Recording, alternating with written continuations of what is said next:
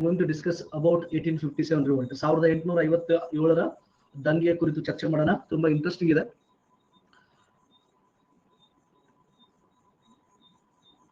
My book okay, so let's start ಮಾಡೋಣ. Late ಮಾಡೋದು ಬೇಡ. ನೋಡಿ, 1857 ದಂಗೆಗೆ ಸಂಬಂಧಪಟ್ಟ ಹಾಗೆ ಬಹಳಷ್ಟು ಸಿಸ್ಟಮೆಟಿಕ್ ಆಗಿ ಸ್ಟಡಿ ಮಾಡೋಣ. ನಾವು ಬಹಳಷ್ಟು ವ್ಯವಸ್ಥಿತವಾಗಿ ಅಧ್ಯಯನ ಮಾಡೋಣ. ಫಸ್ಟ್ ಏನ್ ಬರುತ್ತೆ, ಪೀಠಿಕೆ ಬರುತ್ತೆ, ಪ್ರಿಫೇಸ್. ನೆಕ್ಸ್ಟ್ ಅದಾದ್ಮೇಲೆ ಕಾರಣಗಳು ತಿಳ್ಕೊಳ್ಳೋಣ. 1857 ದಂಗೆಗೆ ಕಾರಣಗಳೇನು ತಿಳ್ಕೊಳ್ಳೋಣ. ನೆಕ್ಸ್ಟ್ ಸ್ವರೂಪ ತಿಳ್ಕೊಳ್ಳೋಣ, ಸ್ವರೂಪ. ಅದಾದ್ಮೇಲೆ ಪ್ರಮುಖ ಘಟನೆಗಳು ತಿಳ್ಕೊಳ್ಳೋಣ. ನೆಕ್ಸ್ಟ್ ದಂಗೆಯ ವಿಫಲತೆಗೆ ಕಾರಣಗಳೇನು.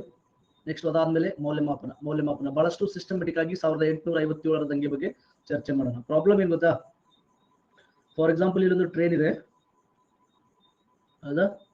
ಸೊ ಹಿಂಗ್ ಟ್ರೈನ್ ಬೋಗಿ ಇರುತ್ತಲ್ಲ, ಟ್ರೈನ್ ಬೋಗಿ ಇರುತ್ತೆ, ಹಿಂಗಿರುತ್ತೆ. ಇದು ಟ್ರೈನ್ ಅನ್ಕೊಳ್ಳಿ.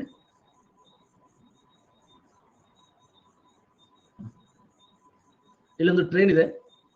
ಸೊ ನೀವೇನ್ ಮಾಡ್ತೀರಾ, ಈಗ ನಾನೇನ್ ಮಾಡ್ತೀನಿ, ಈ ಬೋಗಿಯಲ್ಲಿ ಒಬ್ರಿಗೆ ಬಿಡ್ತೀನಿ ಒಂದೇ. ಈ ಬೋಗಿಯಲ್ಲಿ ಹೋಗಿ ಒಬ್ರಿಗೆ ಕಪಾಳ ಹೊಡಿತೀನಿ. ಅವನು ನನ್ನ ಎದುರು ಹಾಕೊಳ್ಳೋದು ಕಷ್ಟ. ಯಾಕಂದ್ರೆ ಅವನು ನನ್ನ ಎದುರು ಹಾಕೊಳ್ಳೋದೇ ಇರ್ಬೋದು, ಯಾಕಂದ್ರೆ ನಾನು ತುಂಬಾ ಬಲಿಷ್ಠ ಇದ್ದೀನಿ, ಅಟ್ಟಕಟ್ಟ ಇದ್ದೀನಿ, ಅವನು ಮಾತ್ರ ವೀಕ್ ಇದ್ದಾನೆ. ಸೊ ಅವಾಗ ಅವನು ಏನ್ ಮಾಡ್ತಾನೆ, ನನ್ನ ಎದುರು ಹಾಕೊಳ್ಳೋದು. ಅದೇ ತರ ಈ ಬೋಗಿಗೆ ಹೋಗ್ತೀನಿ, ಈ ಬೋಗಿಯಲ್ಲಿ ಹೋಗಿ ಅಲ್ಲೊಂದು ಪಾರ್ಟ್ನ ಬಿಡ್ತೀನಿ ಒಬ್ಬನೇ. ಸೊ ಅವನು ಕೂಡ ನನ್ನ ಎದುರು ಹಾಕೊಳ್ಳೋದು ಕಷ್ಟ, ಅವನು ಕೂಡ ನನ್ನ ಎದುರು ಹಾಕೊಳ್ಳೋಕ್ಕಿಲ್ಲ. ಯಾಕಂದ್ರೆ ಈಗ ನಾ ಬಲಿಷ್ಠ ಇರ್ತೀನಿ, ನನ್ನ ಎದುರು ಹಾಕೊಂಡ್ರೆ ಸುಮ್ಮನೆ ಸಮಸ್ಯೆ ಬಿಡ್ತಾನೆ.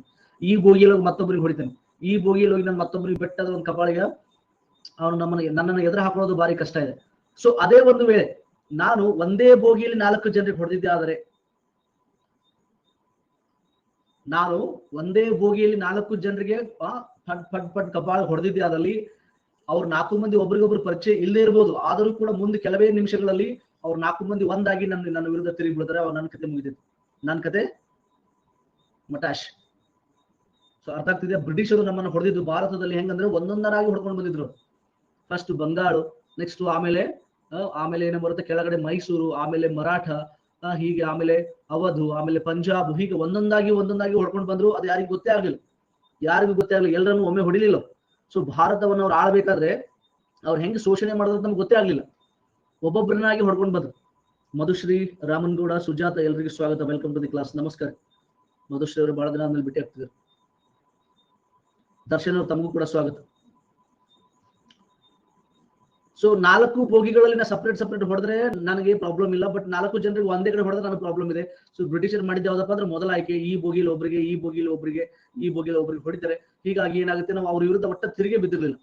1757 ಪ್ಲಾಸಿ ಕದನದ ನಂತರ ಸುಮಾರು 100 ವರ್ಷಗಳ ಕಾಲ ಅವ್ರಿಗೆ ನಾವು ದೊಡ್ಡ ಪ್ರಮಾಣದಲ್ಲಿ ತಿರುಗಿ ಬಿದ್ದಿರಲಿಲ್ಲ. ಆದ್ರೆ ದೊಡ್ಡ ಪ್ರಮಾಣದಲ್ಲಿ ಬ್ರಿಟಿಷರಿಗೆ ನಾವು ತಿರುಗಿ ಬಿದ್ದಿದ್ದು ಯಾವಾಗ ಅಂದ್ರೆ 1857ರಲ್ಲಿ. ದೊಡ್ಡ ಪ್ರಮಾಣದಲ್ಲಿ ಬ್ರಿಟಿಷರಿಗೆ ನಾವು ತಿರುಗಿ ಬಿದ್ದಿದ್ದು ಯಾವಾಗ ಅಂದ್ರೆ 1857ರಲ್ಲಿ. ಸೊ ಅದನ್ನೇ ನಾವು 1857 ದಂಗೆ ಅಂತ ಕರಿತೀವಿ. 1857 ದಂಗೆ ಬಹಳಷ್ಟು ಹೆಸರುಗಳಿದೆ, ಮುಂದೆ ತೋರಿಸ್ತೇನೆ. ಇಲ್ಲಿ ವಿ ಡಿ ಸಾವರ್ಕರ್ ಇದನ್ನ ಪ್ರಥಮ ಸ್ವಾತಂತ್ರ್ಯ ಸಂಗ್ರಾಮ ಅಂತ ಕರೀತಾರೆ.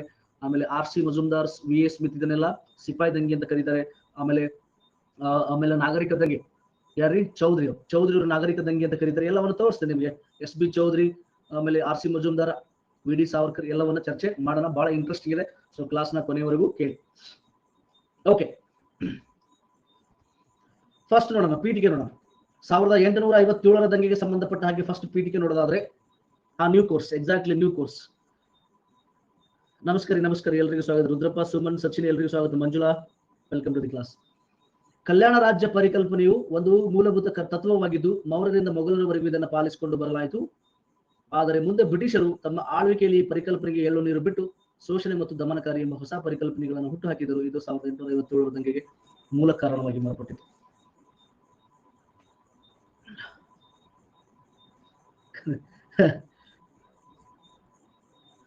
ಮಾಹಿಯವರೇ, ಇಲ್ಲಿಂದ ಪೂರ್ತಿ 1947 ಮುಗಿದ. ಇಲ್ಲಿಂದ 1947 ಒಂದು ಕ್ಲಾಸ್ ಮಿಸ್ ಮಾಡ್ದಂಗೆ ನೋಡಿ. ಬೆಂಕಿ ಬ್ಯಾಚ್, ಬೆಂಕಿ ಕೋರ್ಸ್. ಪೀಠಿಕೆ ಫಸ್ಟ್ ನೋಡೋದಾದ್ರೆ,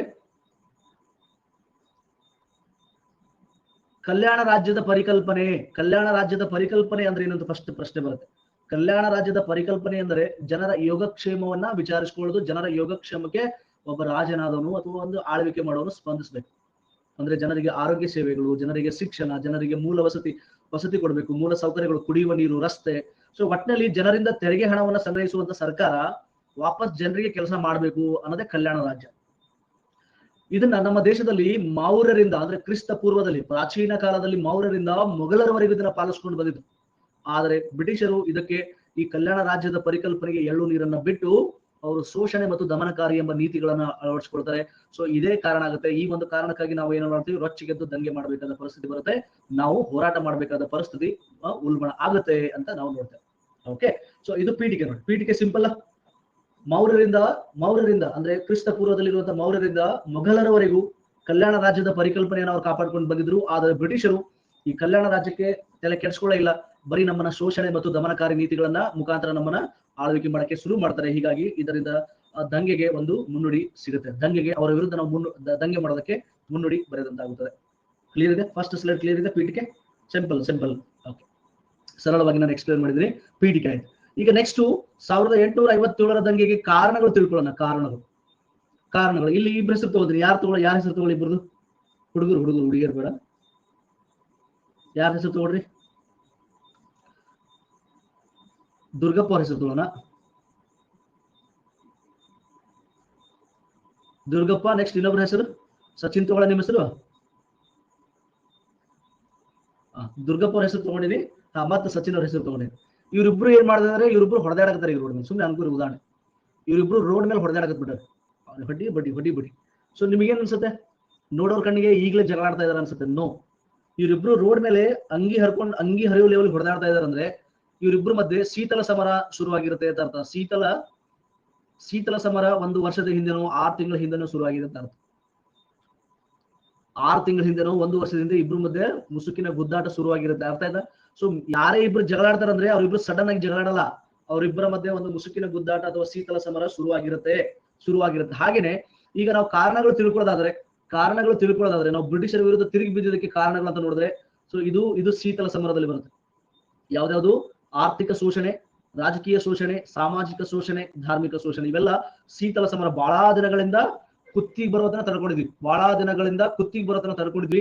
ಮುಂದೇನಾಗುತ್ತೆ? ತತ್ಕ್ಷಣದ ಕಾರಣಕ್ಕಾಗಿ ನಾವು ಅವ್ರ ವಿರುದ್ಧ ಜಗಳಕ್ಕೆ ಬೀಳ್ತೀವಿ, ಬ್ರಿಟಿಷರ ವಿರುದ್ಧ ಜಗಳಕ್ಕೆ ಬೀಳ್ತೀವಿ. ಇಲ್ಲಿ ಇಷ್ಟ ನೆನ್ಪಿಟ್ಕೊಳ್ಳಿ, ದುರ್ಗಪ್ಪ ಅಂದ್ರೆ ಬ್ರಿಟಿಷರ್ ಅನ್ಕೋರಿ. ನೆಕ್ಸ್ಟ್ ಸಚಿನ್ ಅಂದ್ರೆ ನಾವು ಭಾರತೀಯರು ಅನ್ಕೋರಿ. ಸೊ ನಾವು ಭಾರತೀಯರು 1857 ಅವರಿಗೆ ತಿರುಗಿ ಬೀಳ್ತೀವಿ, ಅವ್ರ ಜೊತೆಗೆ ಜಗಳಾಡ್ತೇವೆ, ಬ್ರಿಟಿಷರ್ ಕೂಡ ಜಗಳಾಡ್ತೇವೆ. ಅದಕ್ಕೆ ಬಹಳಷ್ಟು ಶೀತಲ ಸಮರ, ಬಹಳ ದಿನಗಳಿಂದ ಒಂದಿಷ್ಟು ಕಾರಣಗಳಿದ್ದವು. ಶೀತಲ ಸಮರ ಆಗಿತ್ತು. ಅದು ಆರ್ಥಿಕ ಶೋಷಣೆ, ರಾಜಕೀಯ ಶೋಷಣೆ, ಸಾಮಾಜಿಕ ಶೋಷಣೆ, ಧಾರ್ಮಿಕ ಶೋಷಣೆ. ನೆಕ್ಸ್ಟ್ ಒಮ್ಮೆ ತತ್ಕ್ಷಣದ ಕಾರಣ ಕೂಡ ನೋಡೋಣ. ನಮಸ್ಕಾರ. ರುಕ್ಮಾ, ಶಿವರಾಜ್, ಮೆಕ್, ಶಿವಶರಣ, ಎಲ್ಲರಿಗೂ ಸ್ವಾಗತ. ಎಲ್ಲಪ್ಪ ನಮಸ್ತೆ. ಅರ್ಥ ಆಯ್ತಾ? ಫಸ್ಟ್ ಶೀತಲ ಸಮರ ನೋಡೋಣ. ಇವುಗಳ ಬಗ್ಗೆ ತಿಳ್ಕೊಳ್ಳುವಂತ ಸಮಯ. ಫಸ್ಟ್ ಆರ್ಥಿಕ ಶೋಷಣೆ, ಎಕನಾಮಿಕ್ ಎಕ್ಸ್ಪ್ಲಾಯ್ಟೇಷನ್ ಅಂತ ಕರೀತಾರೆ. ಶೋಷಣೆಗೆ ಇಂಗ್ಲಿಷ್ ಅಲ್ಲಿ ಎಕ್ಸ್ಪ್ಲಾಯ್ಟೇಷನ್ ಅಂತ ಕರೀತಾರೆ. ನೆನ್ಪಿಟ್ಕೊಳ್ಳಿ ಶಬ್ದ, ಇಂಗ್ಲಿಷ್ ಶಬ್ದ ನೆನ್ಪಿಟ್ಕೊಳ್ಳಿ. ಶೋಷಣೆಗೆ ಇಂಗ್ಲಿಷ್ ಅಲ್ಲಿ ಎಕ್ಸ್ಪ್ಲಾಯ್ಟೇಷನ್ ಅಂತ ಕರೀತಾರೆ. ನಮ್ಮ ಸಮಾಜದ ಎಲ್ಲ ವರ್ಗಗಳು ಅಂದರೆ ರೈತರು, ಕರಕುಶಲ ಕಾರ್ಮಿಕರು, ಜಮೀನ್ದಾರಿಗಳು ಮತ್ತು ರಾಜಮನೆತನಗಳ ರಾಜರನ್ನ ಆರ್ಥಿಕವಾಗಿ ಬ್ರಿಟಿಷರು ಶೋಷಣೆ ಮಾಡ್ತಾರೆ. ಎಲ್ಲಕ್ಕಿಂತ ಡೇಂಜರಸ್ ಆರ್ಥಿಕ ಶೋಷಣೆ, ಬಹಳ ಡೇಂಜರಸ್. ನೀವು ಬಹಳ ಜನ ಏನ್ ಮಾಡ್ತೀರಾ, ನಿಮ್ ಹಿಂದೆ ಯಾರೋ ಮಾತಾಡ್ದಂತ ಅವ್ನು ಕೂಡ ಶತ್ರುತ್ವ ಬೆಳೆಸ್ತೀರಾ. ಯಾವ್ಯಾವ್ದಕ್ಕೂ ಶತ್ರುತ್ವ ಬೆಳೆಸ್ತೀರಾ. ಅವ್ರು ಯಾರು ನಿಮ್ಮ ಶತ್ರುಗಳಲ್ಲ. ನಿಮ್ ಬಗ್ಗೆ ನಿಮ್ಮ ಹಿಂದೆ ಮಾತಾಡೋರು ಶತ್ರುಗಳಲ್ಲ, ನಿಮ್ ಬಗ್ಗೆ ಕೆಟ್ಟದ ಮಾತಾಡೋರು ಶತ್ರುಗಳಲ್ಲ. ನಿಮ್ಮ ನಿಜವಾದ ಶತ್ರು ಯಾರು ಗೊತ್ತಾ?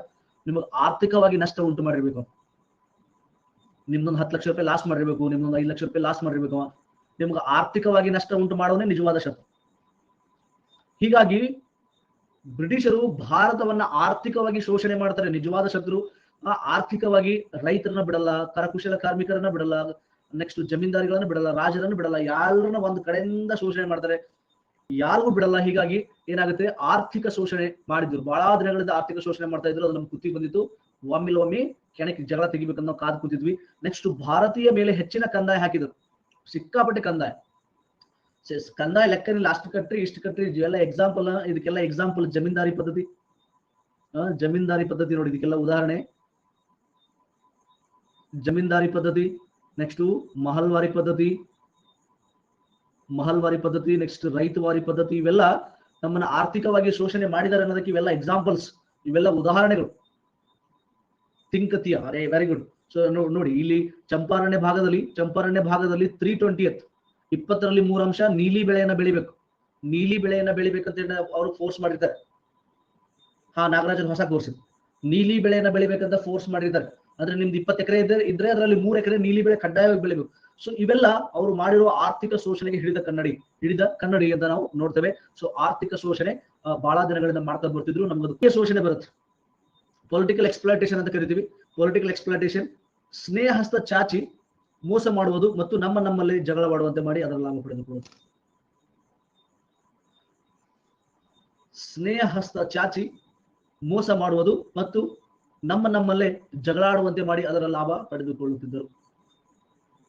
ಶೇಖಪುರ್ ನಮಸ್ಕಾರ. ನಾಗರಾಜ್ ಇದು ಹೊಸ ಕೋರ್ಸ್ ನೋಡ್ರಿ. ಇವತ್ತಿಂದ ಫಸ್ಟ್ ಕ್ಲಾಸ್ ಶುರುವಾಗಿದೆ. ಇದು ಯಾರಿಗಾದ್ರೂ ಬೇಕಾ? ಹಿಂದಿನ ಸ್ಲೈಡು ಆರ್ಥಿಕ ಶೋಷಣೆ ಬರ್ಕೊಂತ ಇದ್ರ ಬರ್ಕೊಳ್ಳಿ. ಆರ್ಥಿಕ ಶೋಷಣೆಗೆ ಇಷ್ಟೇ ಇದೆ, 4 ಒಂದು 2 ಸೆಂಟೆನ್ಸ್ ಕೊಟ್ಟಿನಿ. ರೂಬಿ ನಮಸ್ಕಾರ. ಆರ್ಥಿಕ ಶೋಷಣೆ ಆದ್ಮೇಲೆ ಈಗ ರಾಜಕೀಯ ಶೋಷಣೆ ಅಂದ್ರೆ ಸ್ನೇಹ ಹಸ್ತ ಚಾಚಿ ಮೋಸ ಮಾಡುದು. ಫಾರ್ ಎಕ್ಸಾಂಪಲ್ ಈಗ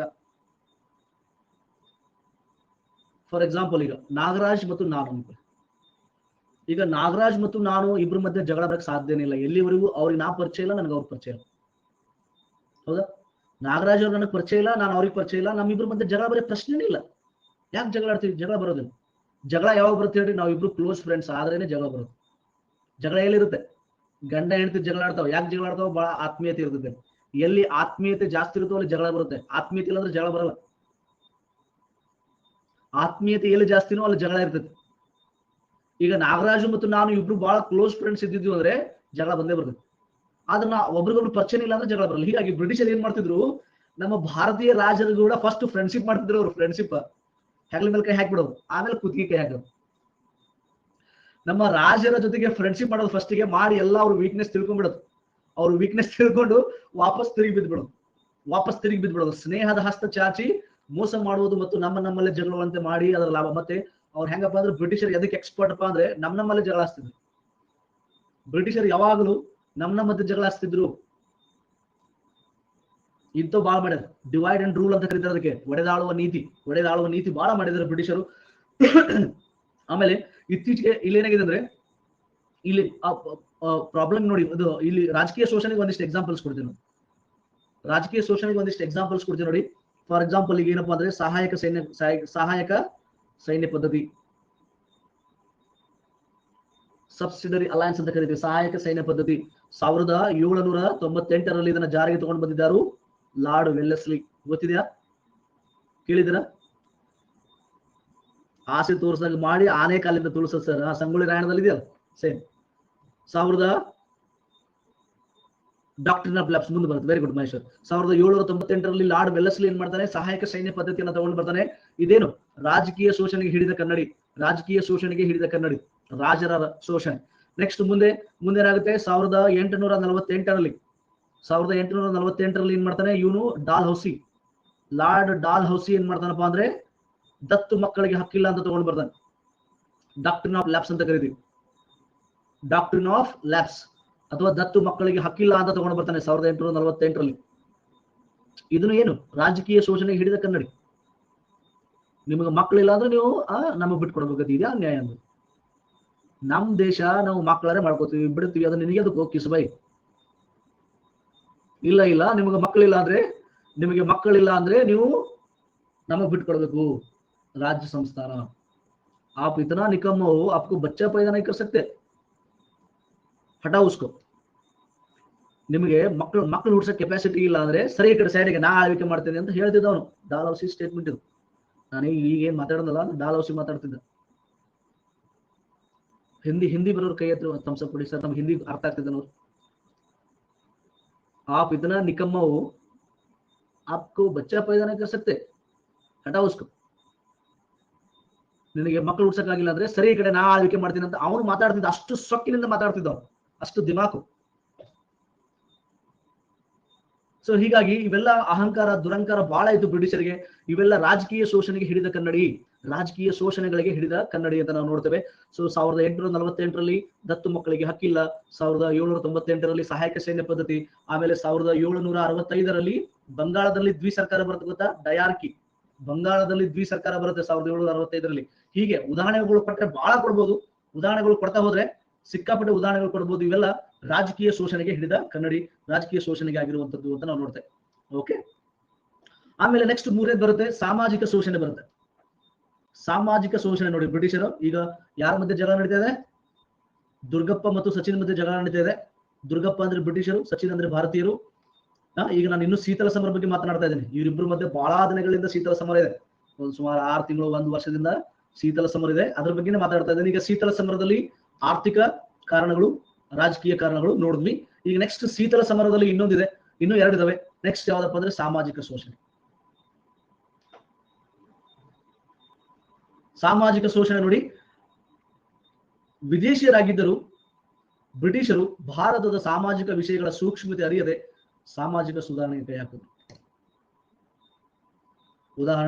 ಉದಾಹರಣೆ ಸತಿ ಸಹಗಮನ ಪದ್ಧತಿ ನಿಷೇಧಿಸುವುದು, ವಿಧವಾ ವಿವಾಹಕ್ಕೆ ಪ್ರೋತ್ಸಾಹಿಸುವುದು.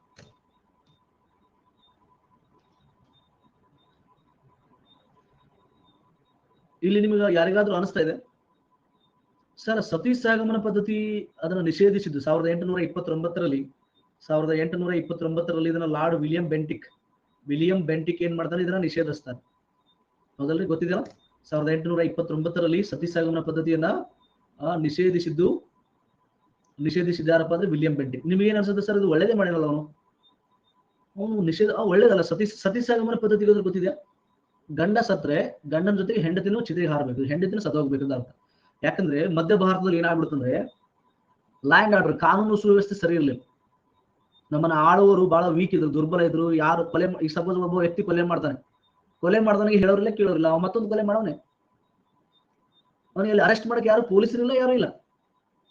ಒಬ್ಬ ಮರ್ಡರ್ ಮಾಡ್ತಾನೆ, ಒಬ್ಬ ಅತ್ಯಾಚಾರ ಮಾಡ್ತಾನೆ, ಆ ಅತ್ಯಾಚಾರ ಮಾಡಿದ್ರೆ ಶಿಕ್ಷೆ ಇಲ್ಲ, ಶಿಕ್ಷೆ ಇಲ್ಲದ್ರೆ ಮತ್ತೊಂದು ಅತ್ಯಾಚಾರ ಮಾಡ್ತಾನೆ.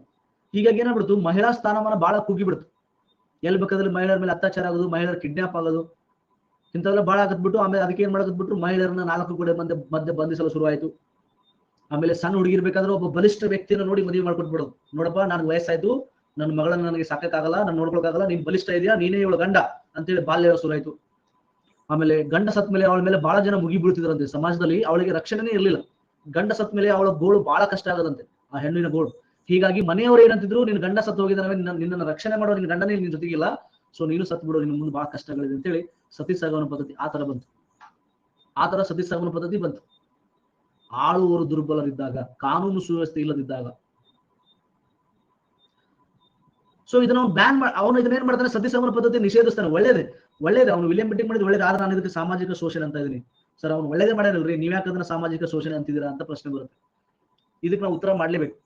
ಏನಂದ್ರೆ ಈಗ ನಾಳೆ ಶ್ರೀಕಾಂತ್ ಹಿಪ್ರಿಗೆ ನಾಳೆ ನಮ್ಮ ಕರ್ನಾಟಕದ ಮುಖ್ಯಮಂತ್ರಿ ಆದ್ರ ಅನ್ಕೊಳ್ಳೋಣ. 2023ರ ಚುನಾವಣೆಯಲ್ಲಿ ಶ್ರೀಕಾಂತ್ ಹಿಪ್ರಿಗೆ ಕರ್ನಾಟಕದ ಮುಖ್ಯಮಂತ್ರಿ. ಇವ್ರ ಕೆಲಸ ಏನ್ ಗೊತ್ತಾ, ಇವ್ರ ಜವಾಬ್ದಾರಿಗಳು ಏನ್ ಗೊತ್ತಾ?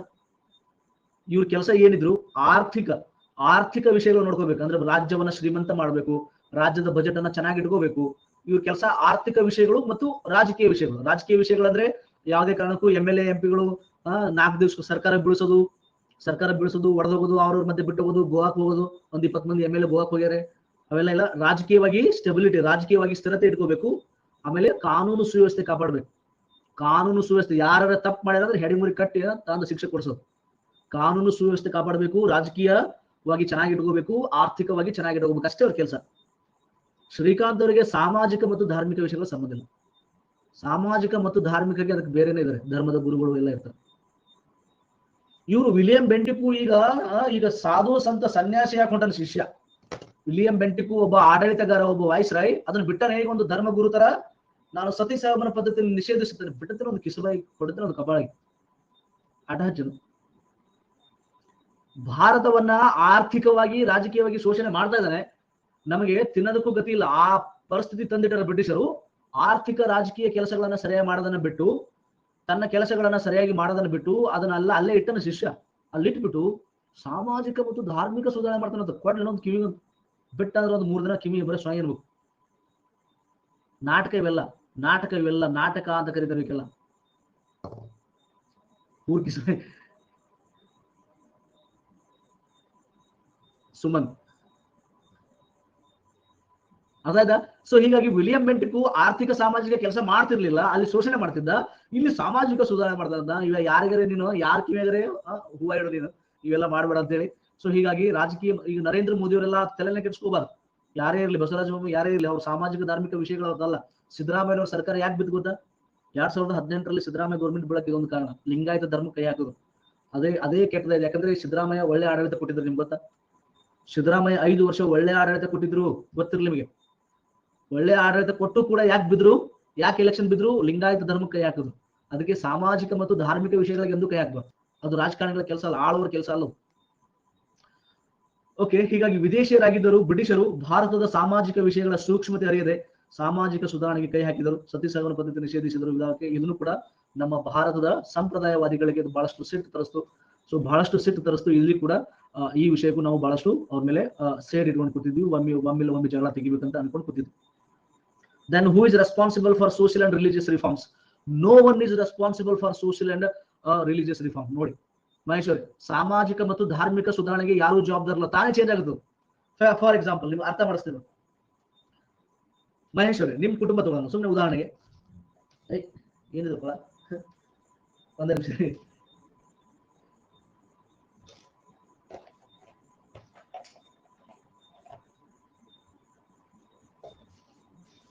ನೋ ಒನ್ ಇಸ್ ರೆಸ್ಪಾನ್ಸಿಬಲ್ ಅಂತ ಹೇಳಿದ್ರೆ ನಾನು ಯಾಕೆ ಗೊತ್ತಾ? ಹುಳ ಯಾಕೆ ಅಂತ ಕೇಳಿ. ಈಗ ಮಹೇಶ್ವರ ಒಂದು ಕುಟುಂಬ ಇದೆ, ಸುಮ್ಮನೆ ಉದಾಹರಣೆ, ಇದು ಅವರ ಒಂದು ವೈಯಕ್ತಿಕ ಜೀವನಕ್ಕೆ ಸಂಬಂಧ ಇಲ್ಲ, ನಾನು ಉದಾಹರಣೆ ಕೊಡ್ತಾ ಇದ್ದೀನಿ. ಈಗ ಮಹೇಶ್ವರ ಕುಟುಂಬದಲ್ಲಿ ಒಂದು 5-6 ಜನ ವಾಸ ಮಾಡ್ತಾ ಇದ್ದಾರೆ ಅನ್ಕೊಳ್ಳೋಣ, ತಂದೆ ತಾಯಿ, ಒಂದು 2-3 ಜನ ಮಕ್ಕಳು ವಾಸ ಮಾಡ್ತಾರೆ ಅನ್ಕೊಳ್ಳೋಣ. ಈಗ ಎಲ್ಲರೂ ಯಾರು ಕೂಡ ಈಗ ಏನಪ್ಪಾ ಅಂದ್ರೆ ಈ ಕುಟುಂಬದಲ್ಲಿ ಸಾಕ್ಷರತೆ ಇಲ್ಲ.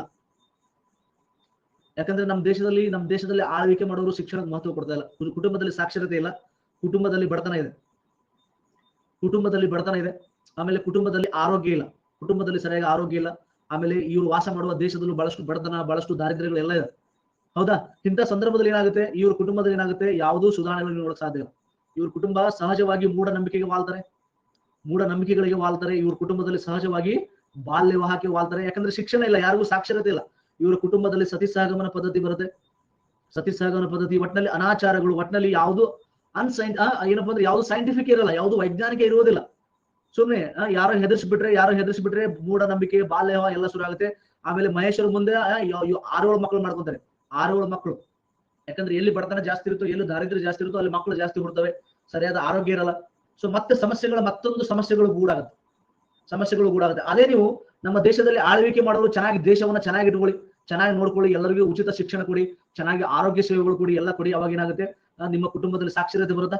ಮಹೇಶ್ವರಿ, ಆಳ್ವಿಕೆ ಮಾಡೋನು ಚೆನ್ನಾಗಿದ್ರೆ, ದೇಶ ಆಳೋನು ಚೆನ್ನಾಗಿದ್ರೆ ನಿಮ್ಮ ಕುಟುಂಬಕ್ಕೆ ಸಾಕ್ಷರತೆ ಬರುತ್ತೆ. ನಿಮ್ಮ ಕುಟುಂಬಕ್ಕೆ ಏನಪ್ಪಾ ಅಂದ್ರೆ ಎಲ್ಲ ಆರೋಗ್ಯ ಬರುತ್ತೆ. ನಿಮ್ಮ ಕುಟುಂಬದಲ್ಲಿ ಬಡತನ ನಿರ್ಮೂಲನೆ ಆಗುತ್ತೆ. ಅವಾಗ ಸಹಜವಾಗಿ ನೀವೇನ್ ಮಾಡ್ತೀರಾ? ಇಂಥ ಮೂಢನಂಬಿಕೆಗಳನ್ನ ನಂಬಲ್ಲ, ಶಿಕ್ಷಣವಂತ ನಂಬಲ್ಲ, ಇಂಥ ಬಾಲ್ಯ ವಿವಾಹ ಮಾಡಕ್ ಹೋಗಲ್ಲ, ಬಾಲ್ಯವಾಗಳು ಮಾಡಕ್ ಹೋಗಲ್ಲ, ಸತಿ ಸಹಗಮನ ಪದ್ಧತಿ ಮಾಡಕ್ ಹೋಗಲ್ಲ. ಯಾಕಂದ್ರೆ ನಿಮ್ಗೆ ಅವೇರ್ನೆಸ್ ಬರುತ್ತೆ. ನೀವು ಮಕ್ಕಳು ಒಂದು ಅಥವಾ 2 ಮಕ್ಕಳು ಮಾಡ್ಕೊಂತೀರಾ, ಆ 1-2 ಮಕ್ಕಳಿಗೆ ಪೌಷ್ಟಿಕಾಂಶ ಆಹಾರ ಕೊಡ್ತೀರಾ, ಅವಕ್ಕೂ ಒಳ್ಳೆ ಶಿಕ್ಷಣ ಕೊಡ್ತೀರಾ. So that's why there is no one responsible for social and religious reforms. Those will come automatically. ಆ ಆರ್ಥಿಕ ಮತ್ತು ರಾಜಕೀಯ ಸುಧಾರಣೆಗಳಾದರೆ ಸಾಮಾಜಿಕ ಮತ್ತು ಧಾರ್ಮಿಕ ಸುಧಾರಣೆಗಳ ಆದಂತೆಯೇ. ಬ್ಯೂಟಿಫುಲ್ ಇದೆಯಲ್ಲ, ಬಹಳ ಅರ್ಥಗರ್ಭಿತ ಇದೆಯಲ್ಲ ಮಹೇಶ್ವರಿ, ಅರ್ಥ ಇದ? ಕಾನ್ಸೆಪ್ಟ್ ಕ್ಲಿಯರ್ ಇದೆ? ಈಗ ನನ್ನ ಕುಟುಂಬ ಉದ್ಧಾರ ಆದ್ರೆ ನನ್ನ ಕುಟುಂಬದಲ್ಲಿ ಸಾಮಾಜಿಕ ಧಾರ್ಮಿಕ ಸುಧಾರಣೆ ಆದಂಗೆ, ಸಾಮಾಜಿಕ ಬಂದೇ ಬಿಡ್ತೈತೆ.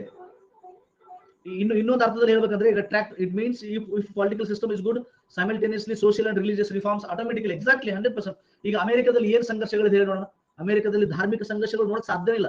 ಅಮೆರಿಕದಲ್ಲಿ ಸಾಮಾಜಿಕ ಚಳವಳಿಗಳು ಮುಂಚೆ ಆಗಿದೆ, ಈಗ ನೋಡಕ್ ಸಾಧ್ಯ ಇಲ್ಲ. ಎಲ್ಲರಿಗೂ ಸಮಾನತೆ ಇದೆ, ಅಲ್ಲಿ ಚಳವಳಿಗಳು ಆಗೋದಿಲ್ಲ. ಆದ್ರೆ ಅದೇ ಈಗ ಇರಾಕ್ ಅಲ್ಲಿ ಚಳವಳಿಗಳು ಆಗ್ತಾ ಇದೆ.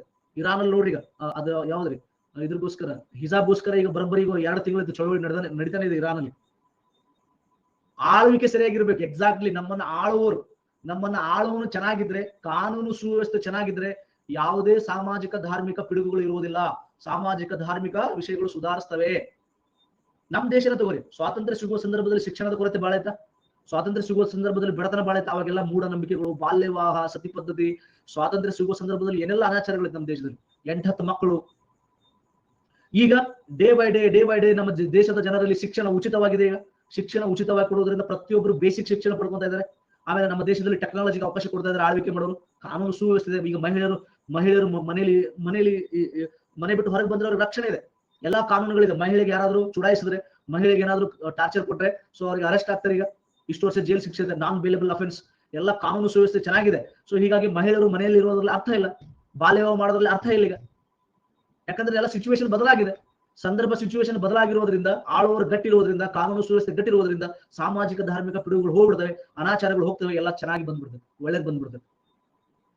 ಕ್ಲಿಯರ್ ಇದೆಯಾ? ಸೊ ನಮ್ಮನ್ನ ಆಳುವವರು ಗಟ್ಟಿ ಇದ್ದಾರೆ, ಚೆನ್ನಾಗಿದ್ದಾರೆ, ಎಲ್ಲವೂ ಸರಿ ಹೋಗುತ್ತೆ. ಅದಕ್ಕೆ ಯಾರು ರೆಸ್ಪಾನ್ಸಿಬಲ್ ಬೇಕಾಗಿಲ್ಲ, ಅದಕ್ಕೆ ಯಾರು ಜವಾಬ್ದಾರಿ ಬೇಕಾಗಿಲ್ಲ. ಇಂಟ್ರೆಸ್ಟಿಂಗ್ ಇದೆ. S, exactly. ಓಕೆ. ಸೊ ಒಂದೇ ಮಾತ್ರ ಹೇಳ್ಬೇಕಂದ್ರೆ, ನಾನು ಈಗ ಜಸ್ಟ್ ಅದೇ ಹೇಳಿದ್ದೆ. ಈಗ ಟ್ರ್ಯಾಕ್ಟರ್ ನಿಮ್ಮ ಹತ್ರ ನೀವು ನೋಡಿರ್ತೀರ, ಟ್ರ್ಯಾಕ್ಟರ್ ಇದೆಯಾ ನಿಮ್ಮ ಮನೇಲಿ? ಎಲ್ಲ ಟ್ರ್ಯಾಕ್ಟರ್ ಇದೆ ಅನ್ಕೋತೀನಿ. ಕೆಲವ್ರ ಮನೇಲಿ ಟ್ರ್ಯಾಕ್ಟರ್ ಇದೆ. ಟ್ರ್ಯಾಕ್ಟರ್ ಅನ್ಕೋರಿದ್ನ ಹಿಂದೆ ಟ್ರೇಲಿ ಅದು ಟ್ರೈಲಿ ಅಲ್ಲ, ಟ್ರ್ಯಾಲಿ ಅಂತಾರೆ. ಏನಂತಾರೆ? ಟ್ರೈಲಿ ಏನೋ ಒಂದು ಬಿಡ್ರಿ, ಏನೋ ಒಂದು. ಹಾಲ್ಯಾಂಡ್ ಟ್ರ್ಯಾಕ್ಟರ್ ಇದು ನೋಡ್ರಿ. ಇದೇನು ಇಂಜಿನ್ ಇದೆಯಲ್ಲ, ಈ ಇಂಜಿನ್ ಏನಪ್ಪಾ ಅಂದ್ರೆ ಆರ್ಥಿಕ ಮತ್ತು ರಾಜಕೀಯ ವಿಷಯಗಳು. ಆರ್ಥಿಕ ಮತ್ತು ರಾಜಕೀಯ ವಿಷಯಗಳಿಗೆ ನಾವು ಟ್ರ್ಯಾಕ್ಟರ್ ಎಂಜಿನ್. ಇಲ್ಲಿ ಸಾಮಾಜಿಕ ಮತ್ತು ಧಾರ್ಮಿಕ ವಿಷಯಗಳು. ಸಾಮಾಜಿಕ ಮತ್ತು ಧಾರ್ಮಿಕ. ಇದು ನೀವು ಇಂಜಿನ್ ಕೆಸರಾಗ ಹೊಡಿರಿ, ಕೆಸರಾಗ ಹೊಡೆದ್ರೆ ಇದನ್ನು ಕೆಸರಾಗ ಬರ್ತೈತೆ, ಜಸ್ಟ್ ಫಾಲೋ ಮಾಡ್ತೈತೆ, ಬೆನ್ ಹತ್ತೈತೆ ಅಷ್ಟೇ. ಇದನ್ನ ನೀವು ಇಂಜಿನ್ ಹೈವೇ ರೋಡ್ ಮೇಲೆ ತಗೊಂಡು ಹೋಗ್ರಿ, ಇದನ್ನು ಹೈವೇ ರೋಡ್ ಮೇಲೆ ಬರ್ತೈತೆ. ಇದನ್ನ ನೀವು ಎಲ್ಲಿ ತಗೊಂಡು ಹೋಗ್ತೀರಾ? ಇದು ಕೆಡ್ತಾ, ಇಂಜಿನ್ ಕೆಡ್ತಾ, ಇದನ್ನು ಅಲ್ಲೇ ನಿಂತು ಬಿಡ್ತೈತೆ. ಇಂಜಿನ್ ಸೂಪರ್ ಆಗಿದೆಯಾ? ಇದನ್ನು ಸೂಪರ್ ಆಗಿ ಓಡ್ತೈತಿ. ಅಟ್ಯಾಚ್ಮೆಂಟ್ ಇದೆ. ಸೊ ಆರ್ಥಿಕ ಮತ್ತು ರಾಜಕೀಯ ವಿಷಯಗಳು ಚೆನ್ನಾಗಿದ್ರೆ ಸಾಮಾಜಿಕ ಮತ್ತು ಧಾರ್ಮಿಕ ವಿಷಯಗಳು ಚೆನ್ನಾಗಿದ್ದೇ ಇರ್ತದೆ. ಇವು ಕೆಟ್ರೆ ಇದನ್ನು ಕೆಡ್ತಂತ ಅರ್ಥ. ಓಕೆ. ಸಾಮಾಜಿಕ ಶೋಷಣೆ ನೋಡಿದ್ವಿ. ನೆಕ್ಸ್ಟ್ ಇನ್ನೊಂದು ಶೋಷಣೆ ನೋಡೋದಾದ್ರೆ ನೆಕ್ಸ್ಟ್ ಧಾರ್ಮಿಕ ಶೋಷಣೆ ನೋಡೋಣ. ಇದನ್ನು ಇನ್ನು ಶೀತಲ ಸಮರದಲ್ಲಿ ಇದೀವಿ. ದುರ್ಗಪ್ಪ ಮತ್ತು ಸಚಿನ್ ಮಧ್ಯೆ ಇನ್ನು ಶೀತಲ ಸಮರ ನಡೆದಿದೆ.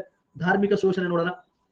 ಬ್ರಿಟಿಷರು ನಮ್ಮನ್ನು ಧಾರ್ಮಿಕ ಶೋಷಣೆ ಮಾಡ್ತಾರೆ. ಸುಲ್ತಾನರು, ಮೊಘಲರು ವಿದೇಶಿಯರಾಗಿದ್ದರು, ಅವರು ಧರ್ಮ ಸಹಿಷ್ಣುತೆ ಪಾಲಿಸಿದರು. 90%, ಎಲ್ಲರೂ ಅಲ್ಲ, 90% ಸುಲ್ತಾನರು ಮತ್ತು ಮೊಘಲರು ಧರ್ಮ ಸಹಿಷ್ಣುತೆಯನ್ನ ಪಾಲಿಸಿದ್ದಾರೆ. ಎಲ್ಲ ಒಂದು 10%. ಔರಂಗಜೇಬು, ಸಿಕಂದರ್ ಲೋಧಿ, ಫಿರೋಜ್ ಶಾ ತುಘಲಕ್ ಕೆಲವರು ಧರ್ಮ ಸಹಿಷ್ಣುತೆಯನ್ನ ಪಾಲಿಸಿಲ್ಲ. ಆದ್ರೆ ಬಹುಮತ ಬಹಳಷ್ಟು ಸುಲ್ತಾನ್ ಮತ್ತು ಮೊಘಲ್ ರಾಜರು, ಬಹಳಷ್ಟು ಜನ 90% ರಾಜರು ಧರ್ಮ ಸಹಿಷ್ಣುತೆಯನ್ನ ಪಾಲಿಸಿದ್ದಾರೆ. ಹಿಸ್ಟ್ರಿ ನೋಡಿ ನೀವು ಸರಿಯಾಗಿ. ಆದರೆ ಬ್ರಿಟಿಷರು 1% ಪಾಲಿಸಿಲ್ಲ. ಬ್ರಿಟಿಷರು ಯಾವಾಗಲೂ ನಮ್ಮ ಕ್ರಿಶ್ಚಿಯನ್ ಧರ್ಮ ಬಹಳ ಶ್ರೇಷ್ಠ, ಮುಸ್ಲಿಂ ಮತ್ತು ಹಿಂದೂ ಧರ್ಮ ಯಾವಾಗಲೂ ಡೌನ್, ಕೆಳಗೆ ಅಂತಿದ್ರು. ಅವರು ಸುಪೀರಿಯರು, ನಾವು ಇನ್ಫೀರಿಯರ್ ಅಂತ ಯಾವಾಗಲೂ ಹೇಳ್ತಿದ್ರು. ಬ್ರಿಟಿಷರು ಯಾವಾಗಲೂ ಹೇಳ್ತಿದ್ರು, ನಮ್ಮ ಕ್ರಿಶ್ಚಿಯನ್ ಧರ್ಮ ಬಹಳ ಶ್ರೇಷ್ಠ, ನಿಮ್ಮ ಮುಸ್ಲಿಂ ಮತ್ತು ಹಿಂದೂ ಧರ್ಮ, ಸಿಖ್ ಧರ್ಮ ಎಲ್ಲ ಡೌನ್, ಕೆಳಗಡೆ ಅಂತ ಅವರು ಯಾವತ್ತು ಬಿಂಬಿಸ್ತಿದ್ರು. ಹೀಗಾಗಿ ಧರ್ಮ ಸಹಿಷ್ಣುತೆನ ಕಾಪಾಡಲಿಲ್ಲ, ಅವರು ಧರ್ಮ ಸಹಿಷ್ಣುತೆನ ಎತ್ತಿ ಹಿಡಿಲಿಲ್ಲ ಅಂತ. ಮತ್ತೆ ಭಾರತೀಯರನ್ನ ಕ್ರಿಶ್ಚಿಯನ್ ಧರ್ಮಕ್ಕೆ ಮತಾಂತರಗೊಳಿಸಲು ಯತ್ನಿಸಿದ್ರು. ಎಸ್, ಬ್ರಿಟಿಷರು ಬಹಳ ಮಾಡಿದ್ದಾರೆ. ಇಲ್ಲಿ ಇದೆ, ಸುಲ್ತಾನರಲ್ಲಿ ಮೊಘಲರಲ್ಲಿ ಕೆಲವರು ಪ್ರಯತ್ನ ಮಾಡಿದ್ದಾರೆ. ಆದ್ರೆ ಅವ್ರಕ್ಕಿಂತಲೂ ಜಾಸ್ತಿ ಮತಾಂತರ ಮಾಡಲು ಪ್ರಯತ್ನಿಸಿದ್ದು ಕ್ರಿಶ್ಚಿಯನ್ ಧರ್ಮ. ಹಿಂದೂ ದೇವಾಲಯಗಳಿಗೆ ಸೇರಿದ ಆಸ್ತಿಯನ್ನು ವಶಪಡಿಸಿಕೊಂಡರು. ಹಿಂದೂ ಮುಸ್ಲಿಂ ಧರ್ಮಗಳನ್ನ ಕೀಳರಿಮೆಯಿಂದ ಕಾಣ್ತಾರೆ. ಹೀಗಾಗಿ ಅದು ನಮ್ಮ ಭಾರತದಲ್ಲಿ ಆ ಸಂದರ್ಭದಲ್ಲಿ ಪ್ರಮುಖವಾಗಿ ಹಿಂದೂ ಮತ್ತು ಮುಸ್ಲಿಂ ಧರ್ಮಗಳಿದ್ದು ಇವುಗಳಿಗೆ ಬಹಳಷ್ಟು ನೋವು ಉಂಟಾಗುತ್ತೆ, ಧಾರ್ಮಿಕ ಶೋಷಣೆ ಆಗುತ್ತೆ. ಯಾವಾಗ ಧರ್ಮದ ಮೇಲೆ ಆಕ್ರಮಣ ಮಾಡ್ತಾರೋ ಅದು ಒಬ್ಬ ವ್ಯಕ್ತಿ, ಕಾಮನ್ ಮ್ಯಾನ್ ಸಹಿಸಿಕೊಳ್ಳಲ್ಲ. ಧಾರ್ಮಿಕವಾಗಿ ಬಹಳ ಸೆಂಟಿಮೆಂಟ್ ಇರುತ್ತೆ.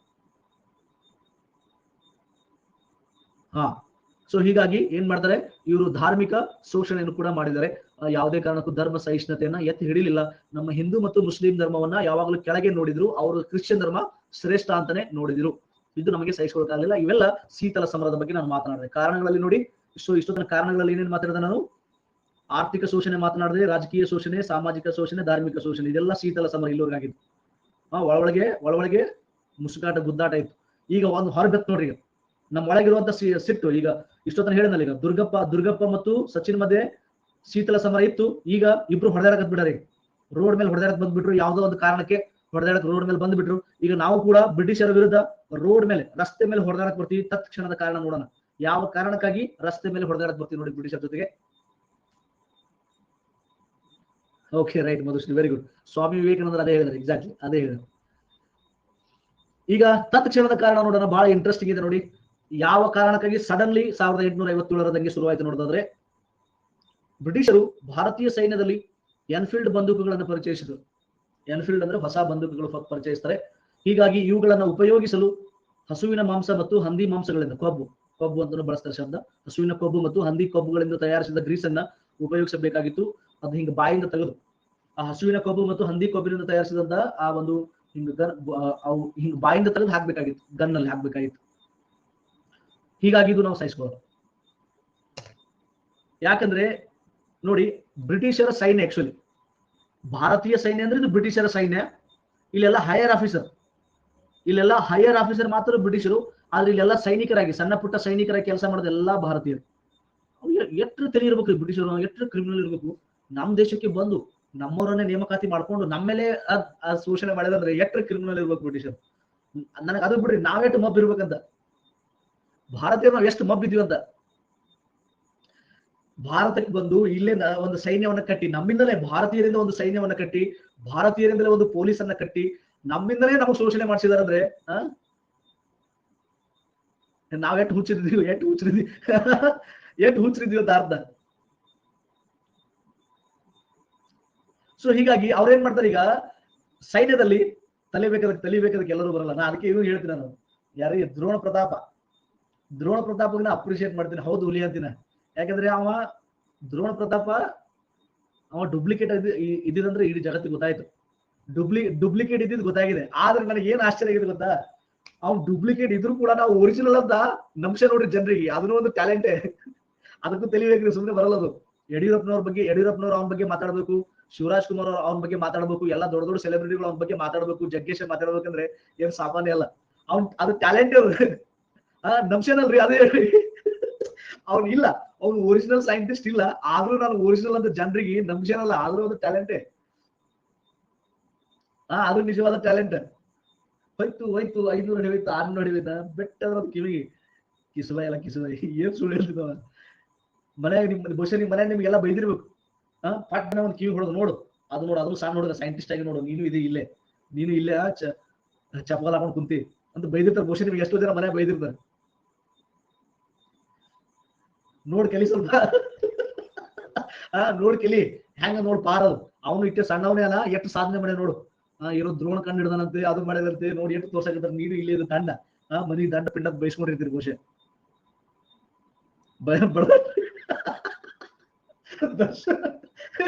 ಸಮಾಧಾನ ಮಾಡ್ಕೊರಿ. ಆಮೇಲೆ ತೋರಿಸಿರಲಿಲ್ಲ, ಅಪ್ಪ ಬಾಯಿ ನೋಡ್ಬಾ ಇಲ್ಲ, ಅವ ಏನಂತ ನೋಡ್ಬಾ ಇಲ್ಲಿ ತೋರಿಸಿರಲಿಲ್ಲ ಆಮೇಲೆ.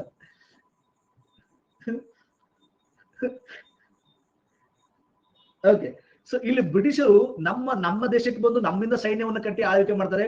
ಈಗ ಸೈನ್ಯದಲ್ಲಿ ಎನ್ಫೀಲ್ಡ್ ಬಂದೂಕುಗಳನ್ನು ಬಳಸ್ತಾರೆ. ಅಲ್ಲಿ ಹಂದಿ ಕೊಬ್ಬು ಮತ್ತು ಹಸುವಿನ ಕೊಬ್ಬು ಬಳಸಬೇಕಾಗುತ್ತೆ. ನೋಡಿ, ಆ ಸೈನ್ಯದಲ್ಲಿ ಪ್ರಮುಖವಾಗಿ ನಾವು ಭಾರತೀಯರಿದ್ವಿ. ಭಾರತೀಯರಂದ್ರೆ ಹಿಂದೂಗಳು ಮತ್ತು ಮುಸ್ಲಿಮರು ಬಹುಸಂಖ್ಯಾತರ. ಪ್ರಮುಖವಾಗಿ ಹಿಂದೂ ಮತ್ತು ಮುಸ್ಲಿಮರು ಇದ್ರು. ಹಿಂದೂಗಳಿಗೆ ಹಸು ಅಂದ್ರೆ ಬಹಳ ಪವಿತ್ರ ಪ್ರಾಣಿ. ಅದಕ್ಕೊಂದು ಅರ್ಥ ಇದೆ.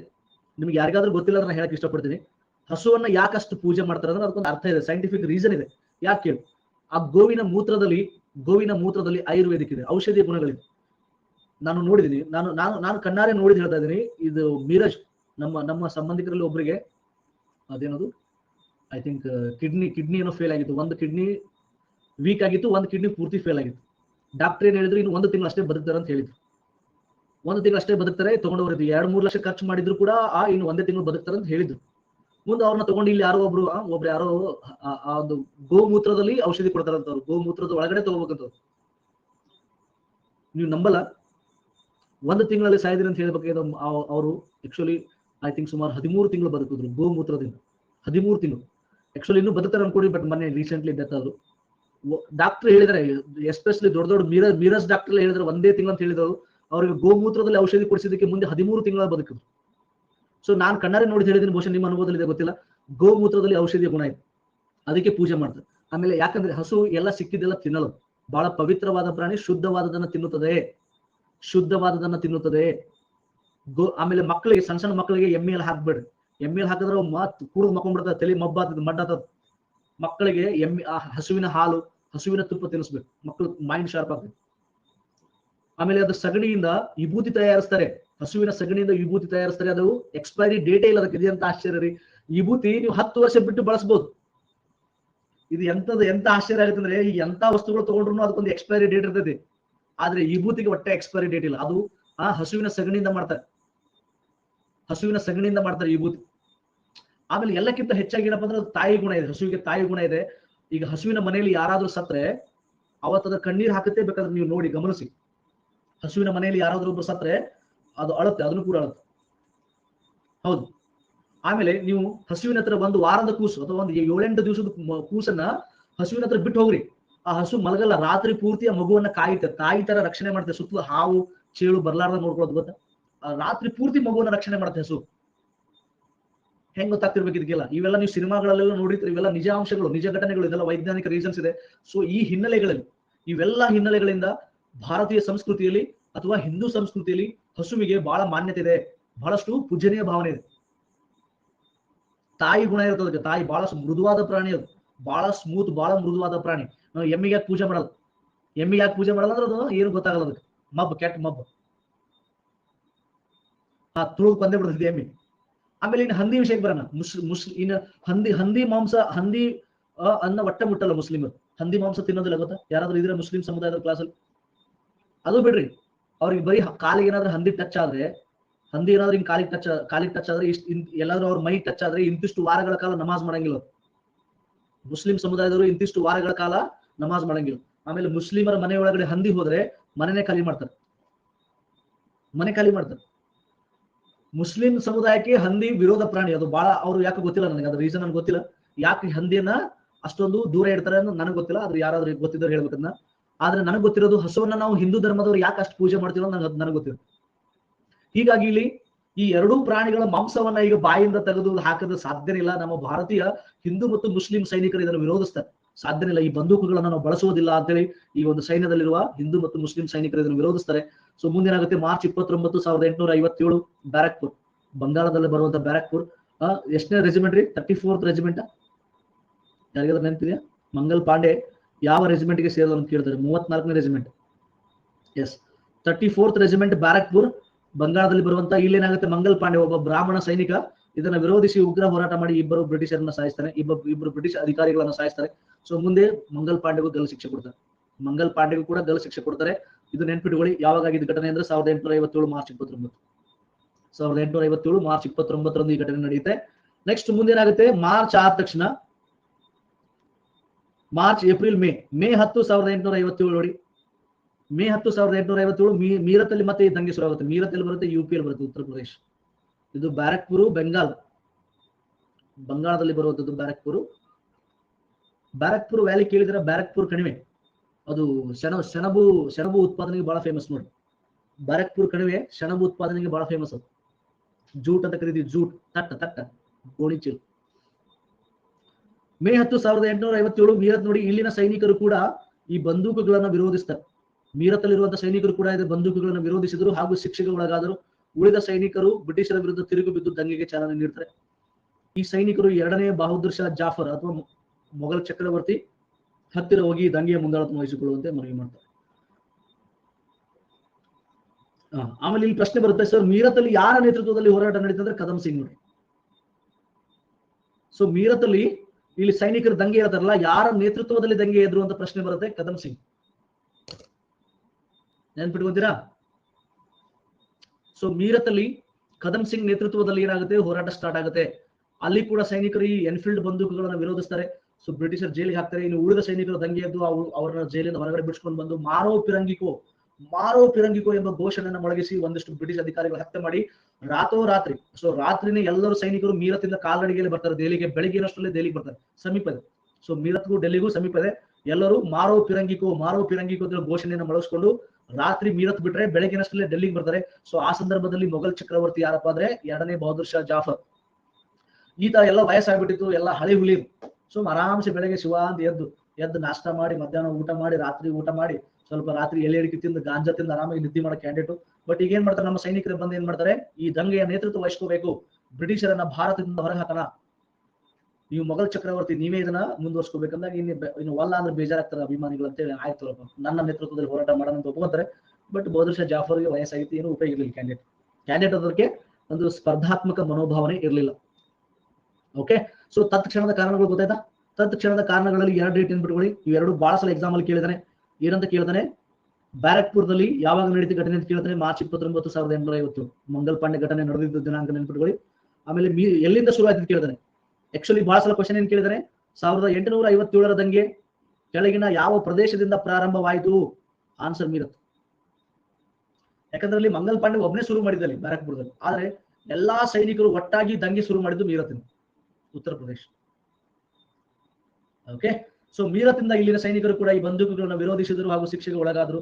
ಇಲ್ಲಿಂದ ಹೋರಾಟ ಶುರು ಮಾಡ್ತಾರೆ. ಬಹದ್ದೂರ್ ಶಾ ಜಾಫರ್ನ ಹೋಗಿ ಏನ್ ಮಾಡ್ತಾರಪ್ಪ ಅಂದ್ರೆ ಅವ್ರನ್ನ ನಾಯಕತ್ವ ವಹಿಸ್ಕೋ ಅಂತ ಕೇಳ್ತಾರೆ. ಇಲ್ಲಿವರೆಗೂ ಅರ್ಥ ಆಗಿದೆ? ಎಲ್ಲರ ಕಡೆ ಒಂದು ಅಂಶ ಬರಲಿ, ಯಾರಿಗೆ ಅರ್ಥ ಆಗಿದೆ?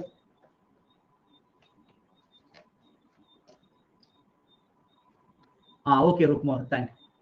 ಕ್ಲಿಯರ್ ಇದೆಯಾ? ರೈಟ್.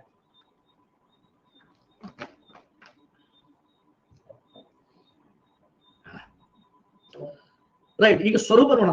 ಇದ್ರ ಮೇಲೆ ಬಹಳ ಕ್ವಶನ್ಸ್ ಬಂದಿದೆ ನೋಡಿ. ಈ ಮೇನ್ ನೋಡಿ, ಇಷ್ಟೊತ್ತನ ಹೇಳಿದ್ದು ಒಂದು ಲೆಕ್ಕ, ನಾನು ಇನ್ನು ಮುಂದೆ ಮಾಡೋ ಕ್ಲಾಸ್ ಒಂದು ಲೆಕ್ಕ ಇದೆ, ಬಹಳ ಗಮನವಿಟ್ಟು ಕೇಳಿ. ಸ್ವರೂಪದ ಬಗ್ಗೆ ಕೇಳ್ತಾರೆ. ಫಾರ್ ಎಕ್ಸಾಂಪಲ್, ಈಗ ಯಾರಿದ್ದಾರೆ ಕ್ಲಾಸ್ ಅಲ್ಲಿ? ಶ್ರೀಕಾಂತ್ ಹಿಪ್ರಿಗೆ ಗನ್ ನೋಡಕ್ ಬಂದಿರ್ತಾರೆ. ಶ್ರೀಕಾಂತ್ ಹಿಪ್ರಿಗೆ ಗನ್ ನೋಡಕ್ ಬಂದಿರ್ತಾರೆ. ಗನ್ ನೋಡಕ್ ಬರ್ಬೇಕಾದ್ರೆ ಅಲ್ಲಿ ನಿಮ್ ಸುತ್ತಮುತ್ತ ಮನೆ ಕೇಳಲ್ಲ, ಈ ಹುಡುಗ ಹೆಂಗ್ರಿ, ಈ ಹುಡುಗನ ನೇಚರ್ ಹೆಂಗಿದೆ, ಈ ಹುಡುಗನ ಸ್ವರೂಪ ಹೆಂಗಿದೆ ಅಂತ ಕೇಳಲ್ಲ, ಕೇಳ್ತಾರಲ್ಲ? ಹೋಗ್ತಾರೆ, ಹಂಗೇನಿಲ್ಲ. ಹೆಣ್ಣು ನೋಡಕ್ ಹೋಗ್ತಾರೆ, ಗಂಡು ನೋಡಕ್ ಹೋಗ್ತಾರೆ. ಫಸ್ಟ್ ಹೆಣ್ಣು ನೋಡಿ ಬರ್ತಾರೆ ಮಧುಶ್ರೀ, ಫಸ್ಟ್ ಹೆಣ್ಣು ನೋಡಿ ಬರ್ತಾರೆ. ಆ ಹೆಣ್ಣು ನೋಡ್ ಬಂದ್ಮೇಲೆ ಅವರು ಗಂಡನ ಮನೆಗೆ ಬಂದು ನೋಡ್ತಾರೆ, ಹುಡುಗನ ಮನೆಗೆ ಬಂದು ನೋಡ್ಕೊಂಡು ಹೋಗ್ತಾರೆ. ಸುಳಿ ಸುಮಾರು ಅಂದ್ರೆ ರುಕ್ಮಾ. ಓಕೆ, ರಿಪೋರ್ಟರ್ ನೀವಾ ರೂಬಿ? ಒಟ್ಟು ಅಡ್ವಾನ್ಸ್ ಟಾವಲ್ ಹಾಕಿದ್ರೆ, ಅಡ್ವಾನ್ಸ್ ಟಾವಲ್ ಹಾಕ್ಬಿಟ್ರೆ ಕೇಳ್ತಾರಲ್ಲ ನಿಮ್ ಬಗ್ಗೆ. ಅವ್ರು ಹೇಳ್ತಾರೆ, ಇಲ್ರಿ ಹುಡುಗ ಭಾರಿ ಒಳ್ಳೆ ಹುಡುಗ ಐತಾ, ಸೂಪರ್ ಹುಡುಗರಿ, ಅನ್ನವತ್ ಹುಡುಗ, ಅದು ಸ್ವಲ್ಪ ಸುಳಿ ಸುಮಾರು ಐತದ್ರು, ಇಲ್ಲ ಯಾರು ಸುಳಿಯೋ, ಇಕ್ಕೊಂಡು ಯಾರು ಸುಳಿಯೋ ಅಂತ ಹೇಳ್ತಾರೆ ನಿಮ್ ಬಗ್ಗೆ. ಸೊ ಹಾಗೆ ಈಗ ಈ ದಂಗೆಯ ಬಗ್ಗೆ ಒಂದಿಷ್ಟು ಜನ ಅಭಿಪ್ರಾಯ ವ್ಯಕ್ತಪಡಿಸಿದ್ದಾರೆ. 1857 ದಂಗೆಯ ಬಗ್ಗೆ ಯಾರ್ಯಾರು ಏನೇನು ಅಂದ್ರು, ಮತ್ತೆ ಇವರೆಲ್ಲ ಸರ್ ಆ ಟೈಮಲ್ಲಿ ಇದ್ರೇನು, ದಂಗೆ ಸಂದರ್ಭದಲ್ಲಿ ಇದ್ರೇನು ಅಂತಿಲ್ಲ, ಇರ್ಬೋದು ಇರದೇ ಇರ್ಬೋದು. ಇವರೆಲ್ಲರೂ ಆ ದಂಗೆ ಕೆಲವರು ದಂಗೆ ಸಂದರ್ಭದಲ್ಲಿ ಇದ್ರು, ಆಮೇಲೆ ಕೆಲವರು ಮುಂದೆ 1920, 1910, 1930 ಆ ಸಂದರ್ಭದಲ್ಲಿ ಇದ್ರು. ಓಕೆ, ಇವರೆಲ್ಲರೂ 1857 ದಂಗೆ ಸಂದರ್ಭದಲ್ಲಿ ಇದ್ದವರು ಅಂತ ಏನಿಲ್ಲ, ಅವರು ಒಬ್ಬೊಬ್ರು ಇದ್ದಾರೆ, ಕೆಲವರು ಇಲ್ಲ, ಕೆಲವರು ಮುಂದೆ ಇದ್ದವರು. ಸೊ ಹಿಂಗಾಗಿ ಅಲ್ಲಿ ಅದೇ ಸಂದರ್ಭದಲ್ಲಿ ಇದ್ದವರು ಅಂತ ನೀವು ಊಹಿಸ್ಕೊಳ್ಳೋ ಅವಶ್ಯಕತೆ ಇಲ್ಲ. ನೋಡಿ, ಈಗ ನೋಡಿ ಬಹಳ ಇಂಟ್ರೆಸ್ಟಿಂಗ್ ಇದೆ. ಇದ್ರ ಮೇಲೆ ಕ್ವಶನ್ಸ್ ಬಹಳ ಸಲ ಕೇಳಿದ್ದಾರೆ, ನೀವು ಹಳೆ ಪ್ರಶ್ನೆ ಪತ್ರಿಕೆ ನೋಡಿದ್ರೆ ಗೊತ್ತಾಗುತ್ತೆ. ಫಸ್ಟ್ ನೋಡಿ, ಈಗ ರೂಬಿ ಏನಪ್ಪಾ ಅಂದ್ರೆ public TV reporter, public TV Ranganna channel reporter. ಒಂದು ಒಡಕ್ ಮೈಕ್ ತಗೊಂಡು ಹೋಗ್ಯಾರಿ, ಅವ್ರ ಹತ್ರ ಒಂದು ಮೈಕ್ ಇದೆ. ಶ್ರೀಕಾಂತ್ ಹಿಪ್ರಿಗೆ ಕ್ಯಾಮ್ರಾಮ್ಯಾನು, ದರ್ಶನ್ ಹಿಂದ್ ವಯರ್ ಜಗೋರಿ. ಸರ್ ಏನ್ ಅಸಹ್ಯ ಮಾಡ್ತೀರಿ ಅಂತ ದರ್ಶನ್ ಸರ್, ಏನ್ ಅಸಹ್ಯ ಮಾಡ್ತೀರಿ ಅಂತಾರೆ. ರೂಬಿ ಮೈಕ್ ಹಿಡ್ಕೊಂಡು ಹೊಂಟನೆ, ಶ್ರೀಕಾಂತ್ ಹಿಪ್ರಿಗೆ ಕ್ಯಾಮ್ರಾಮ್ಯಾನ್, ನೆಕ್ಸ್ಟ್ ಹಿಂದ್ ವಯರ್ ಜಗ ಎಳೆದು ಯಾರಪ್ಪ ಅಂದ್ರೆ ದರ್ಶನ್. ಈ 3 ಮಂದಿ ಕೂಡಿ ಯಾರ ಹತ್ರ ಹೋಗ್ತಾರೆ? RC ಮಜುಮ್ದಾರ್ ಹತ್ರ ಹೋಗ್ತಾರೆ. ಉಫ್ ಅಂತ ಊದ್ ಪಡ್ತಿದ್ದಾರೆ, ಊದ್ ಮಾಡೋ ಕೂಡಿ ಮತ್ ಒಳಗ ಮತ್ ಹೋಗಿರ್ತೀವಿ. ಆಕ್ಚುಲಿ ಮೈಕ್ ಊದಬಾರ್ದು, ಊದೋದ್ರಿಂದ ಮೈಕ್ ಹಾಳಾಗ್ತವ ಜಲ್ದಿ, ನಿಮ್ಗೆ ಗೊತ್ತಾ? ಊದೋದ್ರಿಂದ ಮೈಕ್ ಜಲ್ದಿ ಹಾಳಾಗ್ತವ. ಅದಕ್ಕೆ ಈಗ 1 2 3 ಅನ್ಬೇಕಿಲ್ಲ, ಹಿಂಗ್ ಬಡಿಬೇಕು ಸ್ವಲ್ಪ. ನಮ್ ಕಡೆ ಬಂದು ಉಫ್ ಅಂದ್ರೆ ಒಂದ್ 4 ಸಲ ಊದಿದ್ರೇನೆ ಸಮಾಧಾನ, ಮಂದಿಗೆ ಸಮಾಧಾನ ಆಗಲ್ಲ. ಒಟ್ಟ ಮೈಕ್ ಇರೋನು ಓದ್ಬೇಕು ಮಂದಿ. RC ಮಜುಮ್ದಾರ್ ಹತ್ರ ತಗೊಂಡ್ ಹೋಗ್ತಾರೆ ಮೈಕ್. ಸರ್, 1857 ದಂಗೆ ನಡೀತಲ್ಲ, ಅದ್ರ ಬಗ್ಗೆ ನಿಮ್ಮ ಅಭಿಪ್ರಾಯ ಏನು ಅಂತ ಪ್ರಶ್ನೆ ಕೇಳ್ತಾರೆ. ಯಾರು? ರೂಬಿ ಮೈಕ್ ಹಿಡ್ಕೊಂಡು ಮೈಕ್ ಹಿಡ್ಕೊಂಡು ಕೇಳ್ತಾರೆ. ಸೊ RC ಮಜುಮ್ದಾರ್ ಏನ್ ಹೇಳ್ತಾರೆ? 1857 ದಂಗೆನ ನಾನು ಸಿಪಾಯಿ ದಂಗೆ ಅಂತ ಕರೀತೇನೆ ಅಂತ ಹೇಳ್ತಾರೆ. ರೂಬಿ ಶಾಪ್ ಜಿಗ್ ಅಂತ, ಯಾಕೆ ಸರ್, ಯಾಕೆ ನೀವು ಇದನ್ನ ಸಿಪಾಯಿ ದಂಗೆ ಅಂತ ಕರೆಯಲು ಕಾರಣವೇನು ಅಂತ ಕೇಳ್ತಾರೆ RC ಮಜುಮ್ದಾರ್ಗೆ. ಅವಾಗ ಹೇಳ್ತಾರೆ, ನೋಡಪ್ಪ ರೂಬಿ, ಇದು ಸೈನಿಕರಿಂದ ಪ್ರಾರಂಭವಾಗಿರುವ ಹೋರಾಟ. ಹೇಳಿದ್ನಲ್ಲಿ ಇಷ್ಟೊತ್ತನ ಮೀರತ್ತಲ್ಲಿ ಎಲ್ಲಾ ಸೈನಿಕರು ಸೇರ್ಕೊಂಡು ಹೋರಾಟ ಪ್ರಾರಂಭಿಸಿದ್ದಾರೆ. ಸೈನಿಕರಿಂದ ಪ್ರಾರಂಭವಾಗಿರುವ ಹೋರಾಟ, ಹೀಗಾಗಿ ಇದನ್ನ ಸಿಪಾಯಿಗಳಿಂದ ಹೋರಾಟ ಶುರುವಾಗಿದೆ. ಇದನ್ನ ಸಿಪಾಯಿ ದಂಗೆ, ಸಿಪಾಯಿ ಬ್ಯೂಟಿನಿ ಅಂತ ಕರೀತಾರೆ. ಸೇಮ್ ಸೈಯದ್ ಅಹಮದ್ ಖಾನ್ ಹತ್ರ ಹೋಗ್ತಾರೆ. ಸೇಮ್ ಇದೇ ಟೀಮು, ಶ್ರೀಕಾಂತ್ ಮತ್ತೆ ರೂಬಿ. ಸರ್ ಸೈಯದ್ ಅಹಮದ್ ಖಾನ್ ಹತ್ರ ಹೋಗ್ತಾರೆ. ಇವ್ರ ಬಗ್ಗೆ ಕೇಳಿದಿರಾ?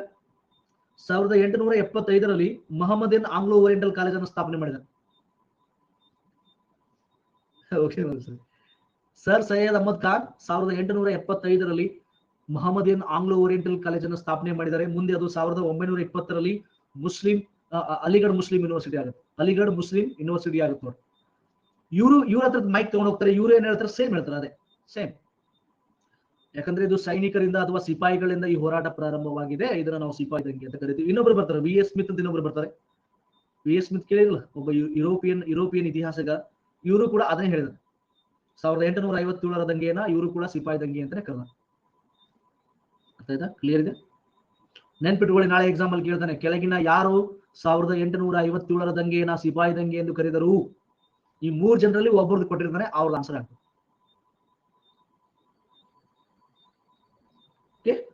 R C Majumdar, sir Syed Ahmad Khan, V S Smith ಇವರೆಲ್ಲರೂ 1857ರ ದಂಗೆಯನ್ನ ಸಿಪಾಯಿ ದಂಗೆ ಅಂತ ಕರೆದ. ಓಕೆ, ನೆಕ್ಸ್ಟ್ ಈಗ ರೂಬಿ ಶ್ರೀಕಾಂತ್ ಮತ್ತ ಈಗ ದರ್ಶನ್ ತಗೊಂಡ್ ಬರ್ತಾರೆ ಮತ್ತೆ ಮೈಕ್. ಯಾರ ಹತ್ರ? ಎಸ್ ಬಿ ಚೌಧರಿ ಹತ್ರ ಬರ್ತಾರೆ. ಒಂದು ಚಾಗಿ ಕುಡಿದು ನಾಷ್ಟ ಗಿಷ್ಟ ಮಾಡಿ ಬರಪ್ಪ ಇಲ್ಲಿ ಸ್ವಲ್ಪ ಚೌಧರಿ ಸರ್ ಹತ್ರ ಭೇಟಿ ಬರುತ್ತೆ. ಚೌಧರಿ ಸರ್ ಬಂದು ಭೇಟಿ ಆಗ್ತಾರೆ. ಎಸ್ ಬಿ ಚೌಧರಿಗೆ ಬಂದು ಭೇಟಿ ಆಗ್ತಾರೆ. ಮೈಕ್ ತಗೊಂಡು ರೂಬಿ ಸರ್, 1857ರಲ್ಲಿ ದಂಗೆ ನಡೀತಲ್ಲ, ಇದ್ರ ಬಗ್ಗೆ ನಿಮ್ಮ ಅಭಿಪ್ರಾಯ ಏನು? ನಿಮಗೇನ್ ಅನ್ಸುತ್ತೆ ಅಂತಂದಾಗ ಎಸ್ ಬಿ ಚೌಧರಿ ಇದನ್ನ ನಾಗರಿಕರ ದಂಗೆ ಅಂತ ಹೇಳ್ತಾರೆ. ರೂಬಿಗೆ ಹುಚ್ಚಿಡ್ಬಿಡ್ತು. ಅಲ್ಲಿ ನೋಡಿದ್ರೆ ಎಲ್ಲರೂ ಸಿಪಾಯಿ ದಂಗೆ ಅಂದ್ರೆ ಇವರು ಚೌಧರಿ ಅವರು ಇದನ್ನ ನಾಗರಿಕರ ದಂಗೆ ಅಂತಿದಾರಲ್ಲ. ಸರ್ ಯಾಕೆ ಯಾಕೆ ಯಾಕೆ ಅಂತ ಏನು ಕಾರಣ ಏನು? ಅವಾಗ ಎಸ್ ಬಿ ಚೌಧರಿ ಹೇಳ್ತಾರೆ, ಇದು ಸೈನಿಕರಿಂದ ಪ್ರಾರಂಭ ಆಗಿರಬಹುದು, ಆದ್ರೆ ಇದು ದೊಡ್ಡ ಪ್ರಮಾಣದಲ್ಲಿ ಹೋರಾಟ ಆಗ ಕಾರಣ ನಾಗರಿಕರು. ಅಂದ್ರೆ ಎಲ್ಲ ರಾಜರೆಲ್ಲ ಭಾಗವಹಿಸ್ತಾರೆ, ಸಾಮಾನ್ಯ ಜನರು, ರಾಜರು ಎಲ್ಲ ನಾಗರಿಕರಂತ ಬರ್ತಾರೆ. ಸಿಪಾಯಿಗಳಿಂದ ಪ್ರಾರಂಭ ಆಗಿದೆ ಒಪ್ಕೊಂತೀನಿ, ಆದ್ರೆ ದೊಡ್ಡ ಪ್ರಮಾಣದಲ್ಲಿ ಹೋರಾಟವಾಗಲು ಕಾರಣ ಸಾಮಾನ್ಯ ಜನರು, ಪ್ರತಿಯೊಬ್ಬ ನಾಗರಿಕ ಹೋರಾಟ ಮಾಡಿದ್ದಾನೆ. 90% ನಾಗರಿಕರ ಪಾಲಿದೆ, ಹೀಗಾಗಿ ನಾನು ಇದನ್ನ ನಾಗರಿಕರ ದಂಗೆ ಅಂತ ಕರೀತೀನಿ. ಹೌದು ಹುಲಿ ಅಂದ್ರು ರೂಬಿ, ಶಬಾಷ್. ರೈಟ್. ಸೊ ನೆನ್ಪಿಟ್ಕೊಂತೀರಾ? R C Majumdar, Syed Ahmad Khan, V S Smith ಎಲ್ಲ ಸಿಪಾಯಿ ದಂಗೆ ಅಂತ ಕರೆದರೆ, ಎಸ್ ಬಿ ಚೌಧರಿಲಿ ನಾಗರಿಕರ ದಂಗೆ ಅಂತ ಕರೀತಾ ಇದ್ದಾರೆ. ಅದೇ ಘಟನೆ 1857ರ ದಂಗೆಗೆ ಅವರವರ ಅಭಿಪ್ರಾಯ ಬೇರೆ. ಬ್ರೇಕ್ ಇಲ್ಲ. ನೆಕ್ಸ್ಟ್ ನೋಡಿ, ಆಟ್ರಮ್ ಮತ್ತು ಟೇಲರ್ ಇವ್ರ ಹತ್ರ ಹೋಗ್ತಾರೆ. ಈಗ ರೂಬಿ ದರ್ಶನ್ ಮತ್ತು ಶ್ರೀಕಾಂತ್ 3 ಮಂದಿ ತಗೊಂಡು ವಡಕ್ ಮೈಕ್ ತಗೊಂಡು ಹೋಗ್ತಾರೆ. ಯಾರತ್ರ? ಆಟ್ರಮ್ ಮತ್ತು ಟೇಲರ್. ಇವ್ರು ಯಾರಪ್ಪ ಅಂದ್ರೆ ಇವರು ಇಂಗ್ಲೆಂಡ್ ದೇಶದವರು. ಇವರು ಕ್ರಿಶ್ಚಿಯನ್ ಧರ್ಮದ ಮತ ಪ್ರಚಾರಕರು. ಕ್ರಿಶ್ಚಿಯನ್ ಮಷಿನರೀಸ್ ಅಂತ ಕರೀತಾರೆ. ಮಷಿನರೀಸ್ ಅಂದ್ರೆ ಕ್ರಿಶ್ಚಿಯನ್ ಧರ್ಮದ ಪ್ರಚಾರಕರು ಅಂತ ಕರೀತಾರೆ. ಇವರು ಭಾರತದಲ್ಲಿ ಕ್ರಿಶ್ಚಿಯನ್ ಧರ್ಮದ ಪ್ರಚಾರವನ್ನ ಮಾಡ್ತಾ ಇದ್ರು. ವೈರ್ ದರ್ಶನ ವೈರ್ ಸ್ವಲ್ಪ ಸಂಭಾಳಿಸ್ರಿ, ಸರಿಯಾಗಿ ಸಂಭಾಳಿಸ್ರಿ. ಏನ್ ಇಂಟರ್ವ್ಯೂ ಮಾಡಿದ್ರು ವೈರ್ ಸುದ್ದಿಲ್ಲ ಅಂದ್ರೆ ಅದು ಬರಲ್ಲದ, ಟೆಲಿಕಾಸ್ಟ್ ಆಗಲ್ಲ. ವೈರ್ ಸುದ್ದಿ ಇಟ್ಕೋಬೇಕು. ಮತ್ತ ರೂಬಿನ ಕೂಡ ಜಗಳಾಡ್ತಾರ ನೋಡ್ರಿ. ಮೊದ್ಲೇ ಹೇಳ್ಬೇಕಿಲ್ರಿ ದರ್ಶನ, ನಾ ಇಟ್ಟೋದನ್ನ ಇಂಟರ್ವ್ಯೂ ಮಾಡಿದೀನಿ, ಎಲ್ಲ ವೈರ್ ಸರಿ ಇಲ್ಲ ಅಂದ್ರೆ ಉಪಯೋಗ ಇಲ್ಲದ, ವೈರ್ ಸುದ್ದಿ ಇಟ್ಕೋರಂತಾರ. ಆಟ್ರಮ್ ಮತ್ತು ಟೇಲರ್ ಹತ್ರ ಹೋಗ್ತಾರೆ ಇವರು. ಹೋಗಿ ರೂಬಿ ಕೇಳ್ತಾರೆ, ನಿಮ್ಮ ಅಭಿಪ್ರಾಯ ಏನು 1857ರ ದಂಗೆ ಬಗ್ಗೆ ನಿಮ್ಮ ಅಭಿಪ್ರಾಯ ಅಂದಾಗ ಅವ್ರೇನ್ ಹೇಳ್ತಾರೆ? ಹಿಂದೂ ಮುಸ್ಲಿಂ ಪಿತೂರಿ ಅಂದ್ಬಿಡಿದ್ರು. ಹೌದು ಹುಲಿ ಆದ್ರು, ಶಬಾಷ್, ಇದ್ರ ನಿಮ್ಮಂಗೆ ನೋಡಪ್ಪ. ಅಂದ್ರೆ ಇವ್ರೇನ್ ಹೇಳ್ತಾ ಇದಾರೆ ಇಲ್ಲಿ, ಭಾರತದಲ್ಲಿ ಹಿಂದೂ ಮತ್ತು ಮುಸ್ಲಿಮರು ಒಂದಾಗಿ ಕ್ರಿಶ್ಚಿಯನ್ ಧರ್ಮದ ವಿರುದ್ಧ ತಿರುಗಿ ಬಿದ್ದಿದ್ದಾರೆ ಅನ್ನೋದು ಇವರ ಒಂದು ಅಭಿಪ್ರಾಯ. ನಾಂದೆ ಶಬಾಷ್. ಅಲ್ಲಪ್ಪ, ಇಲ್ಲಿ ಭಾರತದಲ್ಲಿ ಬಂದು ಶೋಷಣೆ ಮಾಡ್ತಿರೋದು ಯಾರು? ನೀವೇ. ನಿಮ್ಗೆ ಕರೆದಿಯೋ ಭಾರತಕ್ಕೆ ನಿಮ್ಮನ್ನು ಕರೆದಿಯೋ? ಬಂದ್ಬಿಟ್ಟು ನಮ್ಮ ಮೇಲೆ ಶೋಷಣೆ ಮಾಡಿ, ಈಗ ನಮ್ಮ ಮೇಲೆ ಯಾಕೆ ಶೋಷಣೆ ಮಾಡ್ತಾ ಇದ್ರ ಅಂತ ಪ್ರಶ್ನೆ ಕೇಳಿದ್ರೆ ಏನಂತ ಹೇಳ್ತೀರಾ? ಹಿಂದೂ ಮತ್ತು ಮುಸ್ಲಿಮರು ಒಂದಾಗಿ ನಮ್ಮ ಇಲ್ಲಿ ನೋಡ್ರಿ, ಇದು ಇಲ್ಲಿ ಧರ್ಮದ ಪ್ರಶ್ನೆನೇ ಇಲ್ಲಿ. ನಾವೆಲ್ಲರೂ ಭಾರತೀಯರಾಗಿ ಬ್ರಿಟಿಷರ ವಿರುದ್ಧ ಹೋರಾಡ್ತಾ ಇದೀವಿ. ಇಲ್ಲಿ ಯಾವುದು ಹಿಂದೂ ಮುಸ್ಲಿಂ ಕ್ರಿಶ್ಚಿಯನ್ ಧರ್ಮ ಸಂಬಂಧ ಪಡಲ್ಲ. ಇಲ್ಲಿ ನಮ್ಗಾಗುವ ಅನ್ಯಾಯವನ್ನು ನಾವು ತಡ್ಕೊಳಕ್ ಆಗ್ತಿಲ್ಲ, ನಮ್ಗಾಗುವ ಅನ್ಯಾಯದ ವಿರುದ್ಧ ನಾವು ಹೋರಾಡ್ತಾ ಇದೀವಿ ಅಷ್ಟೇ. ಬಟ್ ಇವ್ರು ಹೆಂಗ್ ಸ್ಟೇಟ್ಮೆಂಟ್ ಕೊಡ್ತಾ ಇದಾರೆ? ಇಲ್ಲ, ಭಾರತದಲ್ಲಿ ಹಿಂದೂ ಮುಸ್ಲಿಮರು ಒಂದಾಗಿ ಕ್ರಿಶ್ಚಿಯನ್ ಧರ್ಮದ ವಿರುದ್ಧ ತಿರುಗಿ ಬೀಳ್ತಾ ಇದ್ದಾರೆ. To get the sympathy from Christian community of the world. ಜಗತ್ತಿನ ಕ್ರಿಶ್ಚಿಯನ್ ಸಮುದಾಯದ ಒಂದು ಅನುಕಂಪವನ್ನು ಪಡೆದುಕೊಳ್ಳಲು ಭಾರತದಲ್ಲಿ ಹಿಂದೂ ಮುಸ್ಲಿಮರು ನಮ್ಮ ಧರ್ಮದ ಮೇಲೆ ತಿರುಗಿ ಬಿದ್ದಿದ್ದಾರೆ ಅಂತ ಸ್ಟೇಟ್ಮೆಂಟ್ ಕೊಟ್ಟರು. ಶಬಾಷ್, ಏನಪ್ಪ ನಿಮ್ದು ತಲಿ. ಬಟ್ ಎಲ್ಲದರ ನಿಮ್ ಬ್ಯಾಳೆ ಬೇಯಿಸ್ಕೊಳ್ಳೋದು ಬಿಡಬೇಡಿ. ಬಟ್ ಎಲ್ಲದರ ನಿಮ್ ಬ್ಯಾಳೆ ಬೇಯಿಸ್ಕೊಂಡ್ಬಿಡೋದು, ತಮ್ಮ ತಪ್ಪನ್ನ ಮುಚ್ಚಿ ಹಾಕೊಳ್ಳೋದಕ್ಕೆ. ಈಗ ನೋಡ್ರಿ, ಈ ಟ್ರಂಪ್ ಇದ್ ನೋಡ್ರಿ, ಮುಂಚೆ ಈ ಜೋ ಬೈಡನ್ ಗಿಂತ ಮುಂಚೆ ಟ್ರಂಪ್ ಇರ್ಬೇಕಾದ್ರೂ ಒಂದು ಮಾತಾಡ್ತಿದ್ದ. ಟ್ರಂಪ್ ಬರೀ ಭಯೋತ್ಪಾದನೆ ಶಬ್ದ ಬಳಸ್ತಿರ್ಲಿಲ್ಲ. ಟ್ರಂಪ್ ಇಸ್ಲಾಮಿಕ್ ಅಂದ್ರೆ ಮುಸ್ಲಿಂ ಭಯೋತ್ಪಾದನೆ ಶಬ್ದ ಬಳಸ್ತಿದ್ದ. ಗೊತ್ತಾ? ಇಸ್ಲಾಮಿಕ್ ಟೆರರಿಸಂ ಅಂತ ಕರಿತಿದ್ರು. ಯಾಕಂದ್ರೆ ಇಡೀ ಜಗತ್ತಿನಲ್ಲಿ ಮುಸ್ಲಿಂ ಧರ್ಮಕ್ಕೆ ವಜ್ ಮಾಡ್ಬೇಕು, ಮುಸ್ಲಿಂ ಧರ್ಮವನ್ನ ಭಾರ ಮಾಡೋದು, ದೊಡ್ಡ ಜನರಿಗೆ ಮುಸ್ಲಿಂ ಧರ್ಮದ ಬಗ್ಗೆ ದ್ವೇಷ ಬರಂಗ್ ಮಾಡೋದು, ಅಥವಾ ಮುಸ್ಲಿಂ ಧರ್ಮವನ್ನು ಬಿಟ್ಟು ಬೇರೆ ಧರ್ಮದವರನ್ನ ಒಂದು ಸಿಂಪತಿ ಪಡೆದುಕೊಳ್ಳಲು, ಅನುಕಂಪ ಪಡೆದುಕೊಳ್ಳಲು ಇಸ್ಲಾಮಿಕ್ ಟೆರರಿಸಂ ಅನ್ನ ಶಬ್ದ ಬಳಸ್ತಿದ್ದಾರೆ. ಆಕ್ಚುಲಿ ಭಯೋತ್ಪಾದನೆ ಅನ್ನೋದು ಮುಸ್ಲಿಂ ಧರ್ಮದಲ್ಲಿ ಅಷ್ಟೇ ಇಲ್ಲ, ಭಯೋತ್ಪಾದನೆ ಅನ್ನೋದು ಕ್ರಿಶ್ಚಿಯನ್ ಧರ್ಮದಲ್ಲೂ ಇದೆ, ಮುಸ್ಲಿಂ ಧರ್ಮದಲ್ಲೂ ಇದೆ, ಹಿಂದೂ ಧರ್ಮದಲ್ಲೂ ಇದೆ, ಎಲ್ಲಾ ಧರ್ಮಗಳಲ್ಲೂ ಭಯೋತ್ಪಾದನೆ ಇದೆ. ಬಟ್ ಅವರು ಟ್ರಂಪ್ ಬೇಕು ಅಂತಾನೆ. ಆಮೇಲೆ ಈ ಕೋವಿಡ್-19 ಕೊರೋನಾಗೆ ಚೀನಾ ವೈರಸ್ ಅಂತಿದ್ದ ಬೇಕಂದ್ರೆ ಟ್ರಂಪ್, ಗೊತ್ತಾ ನಿಮಗೆ? ಯುಹಾನ್ ವೈರಸ್ ಅಂತ ಕರೆಯೋರು, ಯುಹಾನ್ ವೈರಸ್ ಅಂದ್ರೆ ಇಡೀ ಜಗತ್ತಿನಲ್ಲಿ ಚೀನಾ ವಜ್ ಮಾಡೋದು, ಒಟ್ಟ ಚೀನಾಕ್ಕೆ ಎಲ್ಲರೂ ದ್ವೇಷ ಮಾಡೋದು ಇಂಥ ಮಾಡ್ಯಾನ ಟ್ರಂಪ್. ಇವೆಲ್ಲ ರಾಜಕೀಯ ಸ್ಟೇಟ್ಮೆಂಟ್ಸ್ ಗಳೆಲ್ಲ. ಇಲ್ಲಿ ಅಟ್ರ ಮತ್ತು ಟೇಲರ್ ಕೂಡ ಅದೇ ಮಾಡ್ತಾ ಇದ್ದಾರೆ. ಇಲ್ಲಿ ಭಾರತದಲ್ಲಿ 1857ರ ದಂಗೆಯ ಹೆಸರಲ್ಲಿ ಹಿಂದೂ ಮತ್ತು ಮುಸ್ಲಿಮರು ಕ್ರಿಶ್ಚಿಯನ್ ಧರ್ಮದ ವಿರುದ್ಧ ತಿರುಗಿ ಬಿದ್ದಾರೆ ಅಂತ ಹೇಳ್ತಾರೆ. ರೂಬಿ ಅಂತಾರೆ, ಅಣ್ಣ ನಿಂದೊಂದು ಸೆಲ್ಫಿ ಕೊಡೋಣ, ರೂಬಿ ಒಂದು ಸೆಲ್ಫಿ ಕೊಡೋಣ, ನಿಂದೊಂದು ಫೋಟೋ ಹಾಕ್ತೀನಿ ಮನೆಯಾಗ ಅಂತ ರೂಬಿ. ಕಿಸ್ಬಾಯ್ ನಡ್ಯಾಕಡೆ ಹಿಂಗೆ ಯಾರಿಗಾರು ಹೇಳಿ ಅಂತೀರಿ ಮತ್ತ. ಯಾಕಂದ್ರೆ ಇಲ್ಲಿ ಹಿಂದೂ ಮುಸ್ಲಿಂ ಕ್ರಿಶ್ಚಿಯನ್ ಧರ್ಮದ ಪ್ರಶ್ನೆನೇ ಇಲ್ಲ, ಇದು ಪ್ರಶ್ನೆ ಇಲ್ಲ. ನಾವು ಬ್ರಿಟಿಷರ ವಿರುದ್ಧ ಹೋರಾಡಿವಿ, ಧರ್ಮಗಳ ಸಂಘರ್ಷ ಅಲ್ವೇ ಅಲ್ಲ. ನೆಕ್ಸ್ಟ್ ಪ್ರಥಮ ಸ್ವಾತಂತ್ರ್ಯ ಸಂಗ್ರಾಮ ನೋಡಿ. ಪ್ರಥಮ ಸ್ವಾತಂತ್ರ್ಯ ಸಂಗ್ರಾಮ ಅಂತ ಕರೆದವರು ಯಾರಪ್ಪ ಅಂದ್ರೆ V D Savarkar. So Ruby ಅವರು ವಿ ಡಿ ಸಾವರ್ಕರ್ ಹತ್ರ ಹೋಗಿ ಮೈಕ್ ಹಿಡಿತಾರೆ. ಸೊ ಮೈಕ್ ಹಿಡಿದಾಗ ವಿ ಡಿ ಸಾವರ್ಕರ್ ಹೇಳ್ತಾರೆ ಇದನ್ನ ಪ್ರಥಮ ಸ್ವಾತಂತ್ರ್ಯ ಸಂಗ್ರಾಮ ಅಂತ ಕರೀತಾರೆ, ಫಸ್ಟ್ ವಾರ್ ಆಫ್ ಇಂಡಿಪೆಂಡೆನ್ಸ್. ಅವ್ರು ಆಕ್ಚುಲಿ ಪುಸ್ತಕನೂ ಬರೆದಿದ್ದಾರೆ, ಆ ಪುಸ್ತಕದ ಹೆಸರು ಕೂಡ ಅದೇ.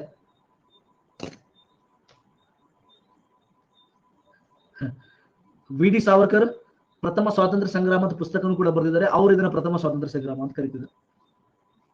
ನೋಡಿ, 1857ರವನ್ನ ಪ್ರಥಮ ಸ್ವಾತಂತ್ರ್ಯ ಸಂಗ್ರಾಮ ಅಂತ ಕರೀತಿದ್ದಾರೆ. ಆಕ್ಚುಲಿ ಇದಕ್ಕಿಂತ ಮುಂಚೆ ಸಂಗ್ರಾಮಗಳಾಗಿದ್ದಾವೆ ನೋಡಿ, ಇಲ್ಲಿ ತೋರಿಸ್ತೀನಿ ನೋಡಿ.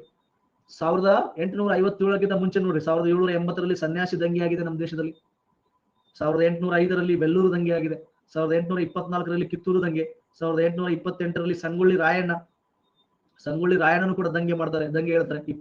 24ರಲ್ಲಿ ಕಿತ್ತೂರು ರಾಣಿ ಚೆನ್ನಮ್ಮ, 28ರಲ್ಲಿ ಸಂಗೊಳ್ಳಿ ರಾಯಣ್ಣ. ನೆಕ್ಸ್ಟ್ ಸಂತಾಲ್ ದಂಗೆ 1855. ಅಂದ್ರೆ ಇವೆಲ್ಲ 1857ಗಿಂತ ಮುಂಚೆ ಆಲ್ರೆಡಿ ದಂಗೆಗಳಾಗಿದ್ದಾವೆ, ಆಲ್ರೆಡಿ ದಂಗೆಗಳಾಗಿದ್ದಾವೆ. ಆದರೂ ಕೂಡ ವಿ ಡಿ ಸಾವರ್ಕರ್ ಇದನ್ನ ಪ್ರಥಮ ಅಂತ ಕರೀತಾ ಇದ್ದಾರೆ, ಪ್ರಥಮ ಸ್ವಾತಂತ್ರ್ಯ ಸಂಗ್ರಾಮ ಅಂತ ಕರೀತಾರೆ. ಯಾಕಂದ್ರೆ ವಿ ಡಿ ಸಾವರ್ಕರ್ ಯಾವಾಗಿದ್ರು ಗೊತ್ತಾ? 1930, 1940 ಆ ಸಂದರ್ಭದಲ್ಲಿ, ಗಾಂಧಿ ಸಮಯಕ್ಕೆ.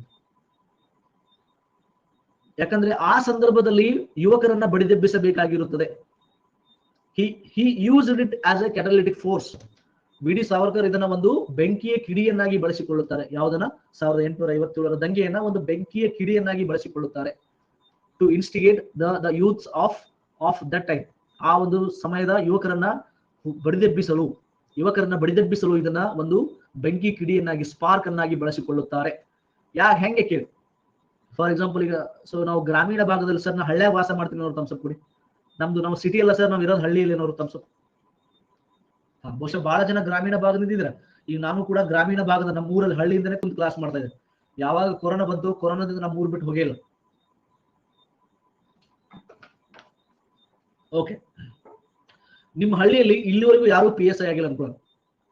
ಈಗ ಯಾರೋ ಒಬ್ರು PSI ಆಗಿದ್ದಾರೆ. ಒಬ್ರು PSI ಆದ್ಮೇಲೆ ಮತ್ತೆ ಬಹಳ ಜನ PSIಗಳು ಆಗ್ತಾರೆ ಗೊತ್ತಾ ಊರಲ್ಲಿ, ನೀವು ಗಮನಿಸಿದ್ರೆ. ಒಬ್ರು ಆಗ್ಬೇಕು ಅಷ್ಟೇ, ಒಬ್ರು ಯಾರು ತಹಶೀಲ್ದಾರ್ ಆಗ್ಬೇಕು, ಒಬ್ರು DC ಆಗ್ಬೇಕು, ಒಬ್ರು PSI ಆಗ್ಬೇಕು. ಅದಾದ್ಮೇಲೆ ಅಂತ ಪೋಸ್ಟ್ ಬಹಳ ಜನ ಆಗ್ತಾರೆ ಅದೇ ಊರಲ್ಲಿ. ಯಾಕಂದ್ರೆ ಆ ಊರಿಗೆ ಆ ವ್ಯಕ್ತಿ ಸ್ಫೂರ್ತಿ ಆಗ್ತಾರೆ ಗೊತ್ತಾ ನಿಮ್ಗೆ? ರೊಕ್ಕ ಕೊಟ್ಟಾಗಿದ್ದಾರೆ, ಇರ್ಲಿ ಬಿಡ, ಅದೇನೇ ಇರ್ಲಿ, ಹೆಂಗೆ ಆಗಲ್ಲ. ಯಾಕೆಂದ್ರೆ ನಿಮ್ ಮನೆಗೆ ಏನ್ ಹೇಳ್ತಾರೆ ಗೊತ್ತಾ? ನೋಡು, ನಮ್ಮ ಊರಾಗ ಯಾರೊಬ್ರು PSI ಇದ್ದಿಲ್ಲ, ಈಗ ಅವನಾಗಿದ್ದಾರೆ ಅಥವಾ ಅವನಾಗಿದ್ದಾರೆ, ಅವನಿಗೆ ಸಾಧ್ಯ, ನಿನಗೂ ಸಾಧ್ಯ, ಹೊಡಿ, ನೀನ್ ಏನ್ ಬೇಕು ನಾ ಎಲ್ಲ ಮಾಡ್ತೇನೆ. ಅಲ್ಲಿ ನಿಮಗೆ ಇನ್ಸ್ಪಿರೇಷನ್ ಎಲ್ಲೋ ದೂರದಿಂದ ಯಾರೋ ಸ್ವಾಮಿ ವಿವೇಕಾನಂದ, ಮಹಾತ್ಮ ಗಾಂಧೀಜಿ ಯಾರೋ ಮಾತಾಡಿದ್ದು ಸ್ಫೂರ್ತಿ ಆಗಲ್ಲ. ಜನರಿಗೆ ಕೇಳಿ ಬಿಡ್ತಾರೆ, ಮರ್ತು ಬಿಡ್ತಾರೆ. ಆದ್ರೆ ಅಲ್ಲೇ ಪಕ್ಕದಲ್ಲೇ ಇರ್ತದೆ ಒಂದು ಸ್ಫೂರ್ತಿ. ದಿನ ಕಣ್ಮುಂದೆ ಕಾಣದ ನಾವು ತಿರುಗಾಡಬೇಕಾದ್ರೆ, ಓಡಾಡಬೇಕಾದ್ರೆ ಊರಲ್ಲಿ, he will become the inspiration ಅಥವಾ she will become the inspiration. ಅವನು ಅಥವಾ ಅವಳು ಸ್ಫೂರ್ತಿ ಆಗ್ತಾರೆ. ಹಾಗೇನೆ ಈಗ ವಿ ಡಿ ಸಾವರ್ಕರ್ ಅದನ್ನೇ ಹೇಳ್ತಾ ಇದ್ದಾರೆ. ಏನಂತ ಹೇಳ್ತಾ ಇದ್ದಾರೆ ನೋಡು, ನಾವು ಹೆದರ್ತಿದ್ವಿ, ಬ್ರಿಟಿಷರಿಗೆ ಹೆದರ್ತಿದ್ವಿ. ಫಸ್ಟ್ ಟೈಮ್, ಪ್ರಥಮ ಬಾರಿಗೆ 1857ರಲ್ಲಿ ತಿರುಗಿ ಬಿದ್ವಿ. ಅವಾಗಲೇ ತಿರುಗಿ ಬೀಳಕ್ ಸಾಧ್ಯ ಅಂದ್ರೆ ಈಗ ಯಾಕೆ ನಾವು ತಿರುಗಿ ಬೀಳಬಾರ್ದು, ಈಗ ಯಾಕೆ ನಾವು ದೊಡ್ಡ ಒಂದು ಯುದ್ಧ ಮಾಡಬಾರ್ದು ಅನ್ನೋದು ವಿ ಡಿ ಸಾವರ್ಕರ್ ಅವರ ಉದ್ದೇಶ. ಇವ್ರ ಉದ್ದೇಶ ತುಂಬಾ ಚೆನ್ನಾಗಿದೆ ಉದ್ದೇಶ. ಸೊ ಹೀಗಾಗಿ ಎರಡನೇ ಹಂತದ ಸ್ವಾತಂತ್ರ್ಯ ಹೋರಾಟದಲ್ಲಿ ಯುವಕರನ್ನ ಬಡಿದೆಬ್ಬಿಸಲು ಅವರು ಪ್ರಥಮ ಎಂಬ ಶಬ್ದವನ್ನು ಬಳಸ್ತಾರೆ. ಪ್ರಥಮ ಸ್ವಾತಂತ್ರ್ಯ ಸಂಗ್ರಾಮ ಒಂದಾಗಿದೆ. ಎರಡನೇದ್ ಮಾಡೋಣ, ನೆಕ್ಸ್ಟ್ ಮಾಡೋಣ. ಆಗಿದೆ ಒಂದು, ನಮ್ಮೂರಲ್ಲಿ ಒಬ್ರು ಪಿ ಎಸ್ ಆಗಿದ್ದಾರೆ, ನೀನು ಮಾಡು ಹೀಗೆ.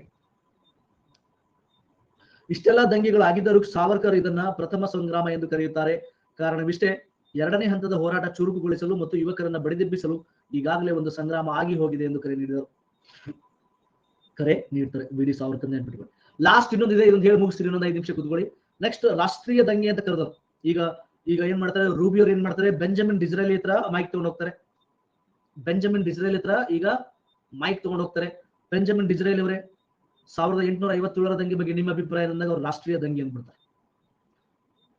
ಸೊ ಇಲ್ಲಿ ಬೆಂಜಮಿನ್ ಡಿಸ್ರೇಲಿ ಯಾರು ಸರ್, ಇವನು ಎಲ್ಲಿದ್ದು ಬಂದ ಅಂತ ನೀವು ಕೇಳ್ಬೋದು. ಇವರು ಆ ಸಂದರ್ಭದಲ್ಲಿ 1857 ಸಂದರ್ಭದಲ್ಲಿ ಇಂಗ್ಲೆಂಡ್ ದೇಶದಲ್ಲಿ ಒಬ್ಬ ವಿರೋಧ ಪಕ್ಷದ ನಾಯಕ, ಅಪೋಸಿಷನ್ ಲೀಡರ್. ಆ ಸಂದರ್ಭದಲ್ಲಿ ಇಂಗ್ಲೆಂಡಿನ ಸಂಸತ್ತಿನಲ್ಲಿ ಒಬ್ಬ ವಿರೋಧ ಪಕ್ಷದ ನಾಯಕ. ಈತ ಏನ್ ಹೇಳ್ಬಿಡ್ತಾನೆ, 1857 ದಂಗೆ ಒಂದು ರಾಷ್ಟ್ರೀಯ ದಂಗೆ ಅಂತ ಕರೆದು ಬಿಡ್ತಾನೆ. ಯಾಕೆ ಅಂತ ಪ್ರಶ್ನೆ ಬರುತ್ತಿಲ್ಲ. ಯಾಕೆ ಅಂದ್ರೆ ನೋಡಿ, 1600 ಈಸ್ಟ್ ಇಂಡಿಯಾ ಕಂಪನಿ ಸ್ಥಾಪನೆ ಆಗುತ್ತೆ. East India company, EIC. East India company ಅನ್ನೋದು ಇಂಗ್ಲೆಂಡ್ ದೇಶದ ಒಂದು ಖಾಸಗಿ ಕಂಪನಿ. ಈ ಕಂಪನಿಗೆ ಏನ್ ಮಾಡ್ತಾರೆ, ಭಾರತಕ್ಕೆ ವ್ಯಾಪಾರ ಮಾಡಲು ಕಳಿಸಿರ್ತಾರೆ. ಈ ಕಂಪನಿ ಏನ್ ಮಾಡುತ್ತೆ, ವ್ಯಾಪಾರ ಮಾಡಕ್ ಬಿಡ್ತಾರೆ, ಬಿಟ್ಟು ಇಲ್ಲಿ ರಾಜಕೀಯ ಮಾಡಕ್ ಶುರು ಮಾಡ್ತಾರೆ. ಇದು ಇಂಗ್ಲೆಂಡ್ ದೇಶದ ರಾಜಕಾರಣಿಗಳಿಗೆ ಒಂಚೂರು ಇಷ್ಟ ಇರಲ್ಲ. ಈಗ ಫಾರ್ ಎಕ್ಸಾಂಪಲ್, ಈಗ ಮಾಹಿ ಇದ್ದಾರೆ, ಮಾಹಿ ಇಂಗ್ಲೆಂಡ್ ದೇಶದ ಪ್ರಧಾನಮಂತ್ರಿ ಅನ್ಕೊಳ್ಳೋಣ. ಈಗ ಮಾಹಿ ಏನ್ ಮಾಡಿದ್ದಾರೆ, ಈಸ್ಟ್ ಇಂಡಿಯಾ ಕಂಪನಿ ಓನರ್ ಯಾರು, ಈಸ್ಟ್ ಇಂಡಿಯಾ ಕಂಪನಿ ಓನರ್ ಯಾರಪ್ಪ ಅಂದ್ರೆ ದುರ್ಗಪೌರ್ ಈಸ್ಟ್ ಇಂಡಿಯಾ ಕಂಪನಿ ಪ್ರಾರಂಭಿಸಿದ್ದಾರೆ. ಸೊ ಮಾಹಿ ಏನ್ ಮಾಡ್ತಾರೆ, ದುರ್ಗಪೌರೇ ಭಾರತಕ್ಕೆ ಹೋಗಿ ವ್ಯಾಪಾರ ಮಾಡ್ಕೊಂಡು ಲಾಭ ಮಾಡ್ಕೊಂಡು, ಆದ್ರೆ ನಮ್ಗೆ ಇಷ್ಟು ಕಂದಾಯ ತೆರಿಗೆ ಕಟ್ರಿ ಅಂತ ಹೇಳ್ತಾರೆ. ಆದ್ರೆ ದುರ್ಗಪ್ಪನವರು ಇಲ್ಲಿ ಭಾರತಕ್ಕೆ ಬಂದು ವ್ಯಾಪಾರ ಬಿಟ್ಟು ರಾಜಕೀಯ ಮಾಡಕ್ ನಿಂದಿರ್ತಾರೆ. ಈಗ ಮಾಹಿ ಸಿಟ್ಟು ಬರ್ತದೆ, ಅಲ್ಲಪ್ಪ ದುರ್ಗಪ್ಪವ್ರೆ, ನಿಮ್ದಲ್ಲಿ ವ್ಯಾಪಾರ ಮಾಡಕ್ ಕಳಿಸಿನಿ, ನೀವು ನೋಡ್ರೆ ನಾ ಮಾಡೋ ಕೆಲಸ ಮಾಡಕ್ ಬಿಟ್ರಿ. ದುರ್ಗಪ್ಪದ್ರೆ ನಾ ಮಾಡ್ತೀನಿ ನೋಡೋ, ನೀ ಅಂದ್ರೆ ಈಗ ದುರ್ಗಪ್ಪವ್ರು ಬೆಳೆದ್ ನಿಂತು ಬಿಟ್ರಿ, ಈಗ ಬೆಳೆದ್ ದೊಡ್ಡವರಾಗಿ ನಿಂತು ಬಿಟ್ರೆ, ನಾ ಮಾಡ್ತೀನಿ ನೋಡಿ, ನೀ ಏನ್ ಮಾಡ್ತೀರ ಮಾತಾಡಕತ್ ಬಿಟ್ರು. ಮಾಹಿ ಅಂದ್ರೆ ಅಲ್ಲ ನಾನೇ ವ್ಯಾಪಾರ ಮಾಡಕ್ ಕಳಿಸಿನಿ, ನನಗೆ ತಿರಿ ಬಿದ್ದ ಅಂತ. ಆಯ್ತು ಮಾಡ್ತಿದ್ದಾರೆ ಅಂತ. ಹೀಗಾಗಿ ಇಂಗ್ಲೆಂಡ್ ದೇಶದ ರಾಣಿ, ಇಂಗ್ಲೆಂಡ್ ದೇಶದ ರಾಜಕಾರಣಿಗಳು ಬಕಪಕ್ಷಿಯಂತೆ ಕಾದು ಕೂತಿದ್ರು. ಏನಕ್ಕೆಂದ್ರೆ ಹೆಂಗರೆ ಮಾಡಿ ಈಸ್ಟ್ ಇಂಡಿಯಾ ಕಂಪನಿ ಮೇಲೆ ಏನಾದ್ರು ಒಂದು ಗೂಬೆ ಕೂರಿಸಿ, ಒಂದು ನೆಪ ಹುಡುಕಿ ಈಸ್ಟ್ ಇಂಡಿಯಾ ಕಂಪನಿಗೆ ಹೆಡಕಿ ಹೊಡೆದು ಸೈಡಿಗೆ ಸರಿಸಿ ಭಾರತವನ್ನ ನೇರ ಆಳ್ವಿಕೆಗೆ, ಅಂದ್ರೆ ಇಂಗ್ಲೆಂಡ್ ರಾಜಕಾರಣಿಗಳೇ ಆಳ್ವಿಕೆ ಮಾಡಂಗ ತಗೋಬೇಕಂತ ಕಾದು ಕುಂತಿದ್ರು, ಬಕಪಕ್ಷಿ ತರ ಕಾದು ಕೂತಿದ್ರು. ಸೊ ಈಗ ಈಸ್ಟ್ ಇಂಡಿಯಾ ಕಂಪನಿ ವಿರುದ್ಧ ನಾವು ತಿರುಗಿ ಬಿದ್ವಿ. ಇಡೀ ಭಾರತ ಹೋರಾಟ ಮಾಡ್ತು. 1857 ದಂಗೆ ಈಸ್ಟ್ ಇಂಡಿಯಾ ಕಂಪನಿ ವಿರುದ್ಧ ದೊಡ್ಡ ದಂಗೆ ಆಯ್ತು. ಹೀಗಾಗಿ ಬೆಂಜಮಿನ್ ಡಿಸ್ರೇಲಿ ಏನ್ ಹೇಳ್ದ, ಇದು ಒಳ್ಳೆ ಅವಕಾಶ, ನಮ್ಮ ಮುಂದೆ ಪ್ರೈಮ್ ಮಿನಿಸ್ಟರ್ ಆಗ್ಬೋದು, ಇದನ್ನ ಸರಿಯಾಗಿ ಸದುಪಯೋಗ ಮಾಡಿಸ್ಕೋಬೇಕಂತ ಹೇಳಿ. ಸೊ ಬೆಂಜಮಿನ್ ಡಿಸ್ರೇಲಿ ಹೇಳ್ತಾನೆ, ಇದು ಇಡೀ ಭಾರತ, ಇಡೀ ರಾಷ್ಟ್ರವೇ ಈಸ್ಟ್ ಇಂಡಿಯಾ ಕಂಪನಿ ವಿರುದ್ಧ ತಿರುಗಿ ಬಿದ್ದಿದೆ, ನೀವು ವಾಪಸ್ ಬನ್ನಿ, ಭಾರತದ ನೇರ ಆಳ್ವಿಕೆ ನಾವು ರಾಜಕಾರಣಿಗಳು, ನಾವು ಇಂಗ್ಲೆಂಡ್ ರಾಣಿ, ನಾವೆಲ್ಲ ವಿಚಾರ ಮಾಡ್ತೀವಿ ಅಂತ. ಅವ್ರು ಈಸ್ಟ್ ಇಂಡಿಯಾ ಕಂಪನಿ ಅಂತಾರೆ, ಬೆಂಜಮಿನ್ ಯಾಕ್ಟರ್ ಡೇಂಜರ್ ಇದು ಮನುಷ್ಯನಿ, ಅಲ್ಲಪ್ಪ ಭಾರತ ಒಂದು ರಾಷ್ಟ್ರನೇ ಇಲ್ಲ. ಎಲ್ಲಿತ್ತು ರಾಷ್ಟ್ರ ಅನ್ನೋದು? ಮೈಸೂರು ಸಂಸ್ಥಾನ, ಹೈದರಾಬಾದ್ ಸಂಸ್ಥಾನ, ಬಂಗಾಳ ಸಂಸ್ಥಾನ, ಪಂಜಾಬ್ ಸಂಸ್ಥಾನ, ಹಿಂಗೆಲ್ಲ ಒಡೆದು ಹೋಗಿದ್ದು ಭಾರತವನ್ನ ನೀನು ಒಂದು ರಾಷ್ಟ್ರ, ಇಡೀ ರಾಷ್ಟ್ರನೇ ತಿರುಗಿ ಬಿದ್ದದ್ ನಮ್ಗೆ ಎಷ್ಟು ವಜೆ ಮಾಡ್ತೀವಿ ಮರ. ಅಷ್ಟಕ್ಕೂ 1857 ದಂಗೆಯಲ್ಲಿ ಬರೀ ಉತ್ತರ ಭಾರತ ಅಷ್ಟೇ ಭಾಗವಹಿಸಿರುತ್ತೆ, ದಕ್ಷಿಣ ಭಾರತ ಭಾಗವಹಿಸಿರೋದಿಲ್ಲ, ಪೂರ್ವ ಭಾರತ ಭಾಗವಹಿಸಿರೋದಿಲ್ಲ, ಮೇಲ್ಗಡೆ ಪಂಜಾಬ್ ಕೂಡ ಭಾಗವಹಿಸಿರೋದಿಲ್ಲ, ಅರ್ಧ ಭಾರತನೂ ಭಾಗವಹಿಸಿರೋದಿಲ್ಲ. ಒಂದು 40% ಭಾರತದ ಪ್ರದೇಶದಲ್ಲಿ ಮಾತ್ರ ಈ 1857 ದಂಗೆ ನಡೆದಿದೆ. ಹಂತದ್ರಲ್ಲಿ ಅವನು ಬೆಂಜಮಿನ್ ಡಿಸ್ರೇಲಿ ಏನ್ ಹೇಳ್ತಾರೆ, ಇಡೀ ರಾಷ್ಟ್ರ, ಇಡೀ ಭಾರತ ನಿಮ್ಗೆ ವಿರುದ್ಧ ತಿರುಗಿ ಬಿದ್ದಿದೆ, ಬಿಟ್ಟು ಬರಿ ಅಂತ. ಏನ್ ಮನುಷ್ಯ ಇದು ಅಂದ್ರು ಇಷ್ಟ ಮನುಷ್ಯ ಮಾತಾಡಕ್ ಸ್ವಲ್ಪ ಖಬರ್, ನಿನ್ನ ಮೈ ಮೇಲೆ ಚೂರ ಖಬರ, ಇಡೀ ರಾಷ್ಟ್ರನೇ ತಿರುಗಿ ಬಿದ್ದ ನಮ್ಗೆ ಎಷ್ಟು ವಜೆ ಮಾಡ್ತಿಲ್ಲ ನೀನು, ನಿನ್ ಏನ್ ಒಟ್ಟು ಅಧಿಕಾರ ಬೇಕೇಂದ್ರೆ ನಮ್ ಮೇಲೆ ಒಂದು ಭೂಮಿ ಕೂರಿಸಿ ಒಟ್ಟು ನಮ್ ಕೈಯಿಂದ ಅಧಿಕಾರ ಕಸ್ಕೋಬೇಕೇಂದ್ರೆ. Benjamin Disraeli was very much clear that India was not a nation at that time, but still he used the word national revolt because he wanted to snatch away the power from East India Company. Benjamin ಡಿಸ್ರೇಲಿಗೆ ಸ್ಪಷ್ಟವಾಗಿ ಗೊತ್ತಿತ್ತು ಭಾರತ ಒಂದು ರಾಷ್ಟ್ರವಾಗಿಲ್ಲ ಅನ್ನೋದು. ಆದರೂ ಕೂಡ ರಾಷ್ಟ್ರೀಯ ದಂಗೆ ಅಂತ ಶಬ್ದವನ್ನ ಬಳಸ್ತಾನೆ. ಕಾರಣ ಇಷ್ಟೇ, ಈಸ್ಟ್ ಇಂಡಿಯಾ ಕಂಪನಿಯಿಂದ ಭಾರತವನ್ನ ಕಸಿದುಕೊಳ್ಳಬೇಕಾಗಿತ್ತು, ಈಸ್ಟ್ ಇಂಡಿಯಾ ಕಂಪನಿಯಿಂದ ಅಧಿಕಾರವನ್ನ ಕಸಿದುಕೊಳ್ಳಬೇಕಾಗಿತ್ತು. That's why he uses the word national revolt. ಅದಕ್ಕಾಗಿ ಅವನು ರಾಷ್ಟ್ರೀಯ ದಂಗೆ ಎಂಬ ಶಬ್ದವನ್ನು ಬಳಸುತ್ತಾನೆ. ಇಂಟ್ರೆಸ್ಟಿಂಗ್ ಇದೆಲ್ರಿ, ಅನ್ನೋತಿದೆಯಲ್ಲ ಕ್ಲಾಸ್, ಗೊತ್ತಾಯ್ತಾ? ಸೊ ಯಾಕೆ ಅಂತ ನಾ ಹೇಳಿನಿ, ಕಾರಣಗಳು ಹೇಳಿನಿ, ಎಲ್ಲಾ ಕಾರಣಗಳು ನೀವು ಮರಿಬಾರ್ದು ಅಂತ ಹೇಳಿ. ನಾ ಎಲ್ಲದಕ್ಕೂ ಸ್ಟೋರಿ ಹೇಳಿನಿ, ಯಾಕಂದ್ರೆ ನೀವು ಮರಿಬಾರ್ದು. ಸಿಪಾಯಿ ದಂಗೆ ಅಂತ ಯಾರು ಕರೆದ್ರು, ನಾಗರಿಕ ದಂಗೆ ಅಂತ ಯಾಕೆ ಕರೆದ್ರು, ಹಿಂದೂ ಮುಸ್ಲಿಂ ಬಿದ್ರು ಅಂತ ಯಾಕೆ ಕರೆದ್ರು, ಪ್ರಥಮ ಸ್ವಾತಂತ್ರ್ಯ ಸಂಗ್ರಾಮ ಅಂತ ಯಾಕೆ ಕರೆದ್ರು, ಆಮೇಲೆ ರಾಷ್ಟ್ರೀಯ ದಂಗೆ ಬೆಂಜಮಿನ್ ಡಿಸ್ರೇಲಿ ಇಂಗ್ಲೆಂಡ್ ದೇಶದ ಅಪೋಸಿಷನ್ ಲೀಡರ್, ಇವ್ರು ಮುಂದೆ ಪ್ರಧಾನಮಂತ್ರಿ ಕೂಡ ಆಗ್ತಾನೆ, ಇಂಗ್ಲೆಂಡ್ ದೇಶದ ಪ್ರಧಾನಮಂತ್ರಿ ಕೂಡ ಆಗಿದ್ದುಂಟು. ಕ್ಲಿಯರ್ ಇದೆ? ಇದು ಸ್ವರೂಪ ನೋಡಿ. ಸೊ ಇದ್ರ ಮೇಲೆ ಕ್ವಶನ್ಸ್ ಪಕ್ಕ ಬರುತ್ತೆ, ಸ್ವರೂಪದ ಮೇಲೆ 100% ಕ್ವಶನ್ಸ್ ಬರುತ್ತೆ. ತಾವು ಬಹಳಷ್ಟು ಗಮನ ಇಟ್ಟು ಆನ್ಸರ್, ನೀವು ಇದಕ್ಕೆ ಆನ್ಸರ್ ಮಾಡಬೇಕು. ಇದನ್ನ ನಾಳೆ ಕೇಳ್ತೀನಿ, ನಾನು ನಾಳೆ ಕೇಳ್ಬಿಟ್ಟೆ ಮುಂದೆ ಹೋಗ್ತೀನಿ. ಎಲ್ಲರೂ ಇದನ್ನ ಓದ್ಕೊಂಡ್ ಬನ್ನಿ. ಇಲ್ಲಿವರೆಗೆ ನಾನು ಏನ್ ಹೇಳಿದ್ನಲ್ಲ ದುರ್ಗಾಪುರೆ ಎಲ್ಲ ಕ್ಲಿಯರ್ ಇದೆಯಾ? ಸೊ ಇಷ್ಟೊತ್ತನ ನಾನು ಏನ್ ಕ್ಲಿಯರ್ ಮಾಡೀನಿ, ಪೀಠಿಕೆ ಬಗ್ಗೆ ಹೇಳಿನಿ, 1857 ಪೀಠಿಕೆ. ಆಮೇಲೆ ಕಾರಣಗಳ ಬಗ್ಗೆ ಚರ್ಚೆ ಮಾಡೀನಿ, ಆರ್ಥಿಕ ಶೋಷಣೆ, ರಾಜಕೀಯ ಶೋಷಣೆ, ಸಾಮಾಜಿಕ ಶೋಷಣೆ, ಧಾರ್ಮಿಕ ಶೋಷಣೆ, ತತ್ಕ್ಷಣದ ಕಾರಣ ಎಲ್ಲ ಚರ್ಚೆ ಮಾಡಿದ್ದೀನಿ. ನೆಕ್ಸ್ಟ್ ಅದಾದ್ಮೇಲೆ ಏನ್ ಮಾಡಿದೆ, ನಾನು ಸ್ವರೂಪ ಮಾತಾಡಿದೆ, ಸಿಪಾಯಿ ದಂಗೆ ಸ್ವರೂಪದ ಬಗ್ಗೆ ಮಾತನಾಡಿದೆ, ಸ್ವರೂಪ R.C. ಮಜುಮ್ದಾರ್ ಎಲ್ಲ ಹೇಳಿದ್ದೀನಿ. ನೆಕ್ಸ್ಟ್ ರಾಷ್ಟ್ರೀಯ ದಂಗೆ ಬೆಂಜಮಿನ್ ಡಿಸರೇಲ್. ಸೊ ನೆಕ್ಸ್ಟ್ ಕ್ಲಾಸ್ ಅಲ್ಲಿ, ನಾಳೆ ಕ್ಲಾಸ್ ಅಲ್ಲಿ ಏನಿರುತ್ತೆ, ಪ್ರಮುಖ ಘಟನೆಗಳು ಹೇಳೋಣ. ಯಾವ ಸ್ಥಳದಲ್ಲಿ ಯಾರ ನಾಯಕತ್ವದಲ್ಲಿ ಹೋರಾಟ ನಡೀತು, ಮತ್ತೆ ಈ ಹೋರಾಟವನ್ನು ದಮನ ಮಾಡಿದ ಬ್ರಿಟಿಷ್ ಅಧಿಕಾರಿಗಳು ಯಾರು, ಎಲ್ಲವನ್ನು ಚರ್ಚೆ ಮಾಡ್ತೇನೆ. ಮತ್ತೆ ಈ ದಂಗೆಯ ವಿಫಲತೆಗೆ ಕಾರಣಗಳೇನು, ಇನ್ನೂ ಇದೆ. ನಾಳೆ ಒಂದು 15 ನಿಮಿಷ, ಒಂದು 15-20 ನಿಮಿಷ ಮುಗಿಸ್ಬಿಟ್ಟು ಮುಂದಿನ ಟಾಪಿಕ್ ಹೋಗ್ತೀನಿ. ಸೊ ಮುಂದಿನ ಟಾಪಿಕ್ಗೆ ಹೋಗ್ತೀನಿ. ಕ್ಲಿಯರ್ ಇದೆಯಾ? ನಾಳೆ ಕ್ವಶನ್ಸ್ ಕೇಳಿ ಮುಂದೆ ಹೋಗ್ತೀನಿ ಶ್ರೀಕಾಂತ್. Don't worry. ಇವತ್ತಿನ ಕ್ಲಾಸ್ ಅರ್ಥ ಆಗಿದೆ ನೋಡಿ, ಥಮ್ಸ್ ಅಪ್ ಕೊಡಿ. Thank you Madhushree. ಗಿರಿ ಲೇಟಾಗಿ ಬಂದ್ರಲ್ರಿ, ಕ್ಲಾಸ್ ಮುಗಿಯೋ ಟೈಮಿಗೆ ಬಂದ್ರಿ.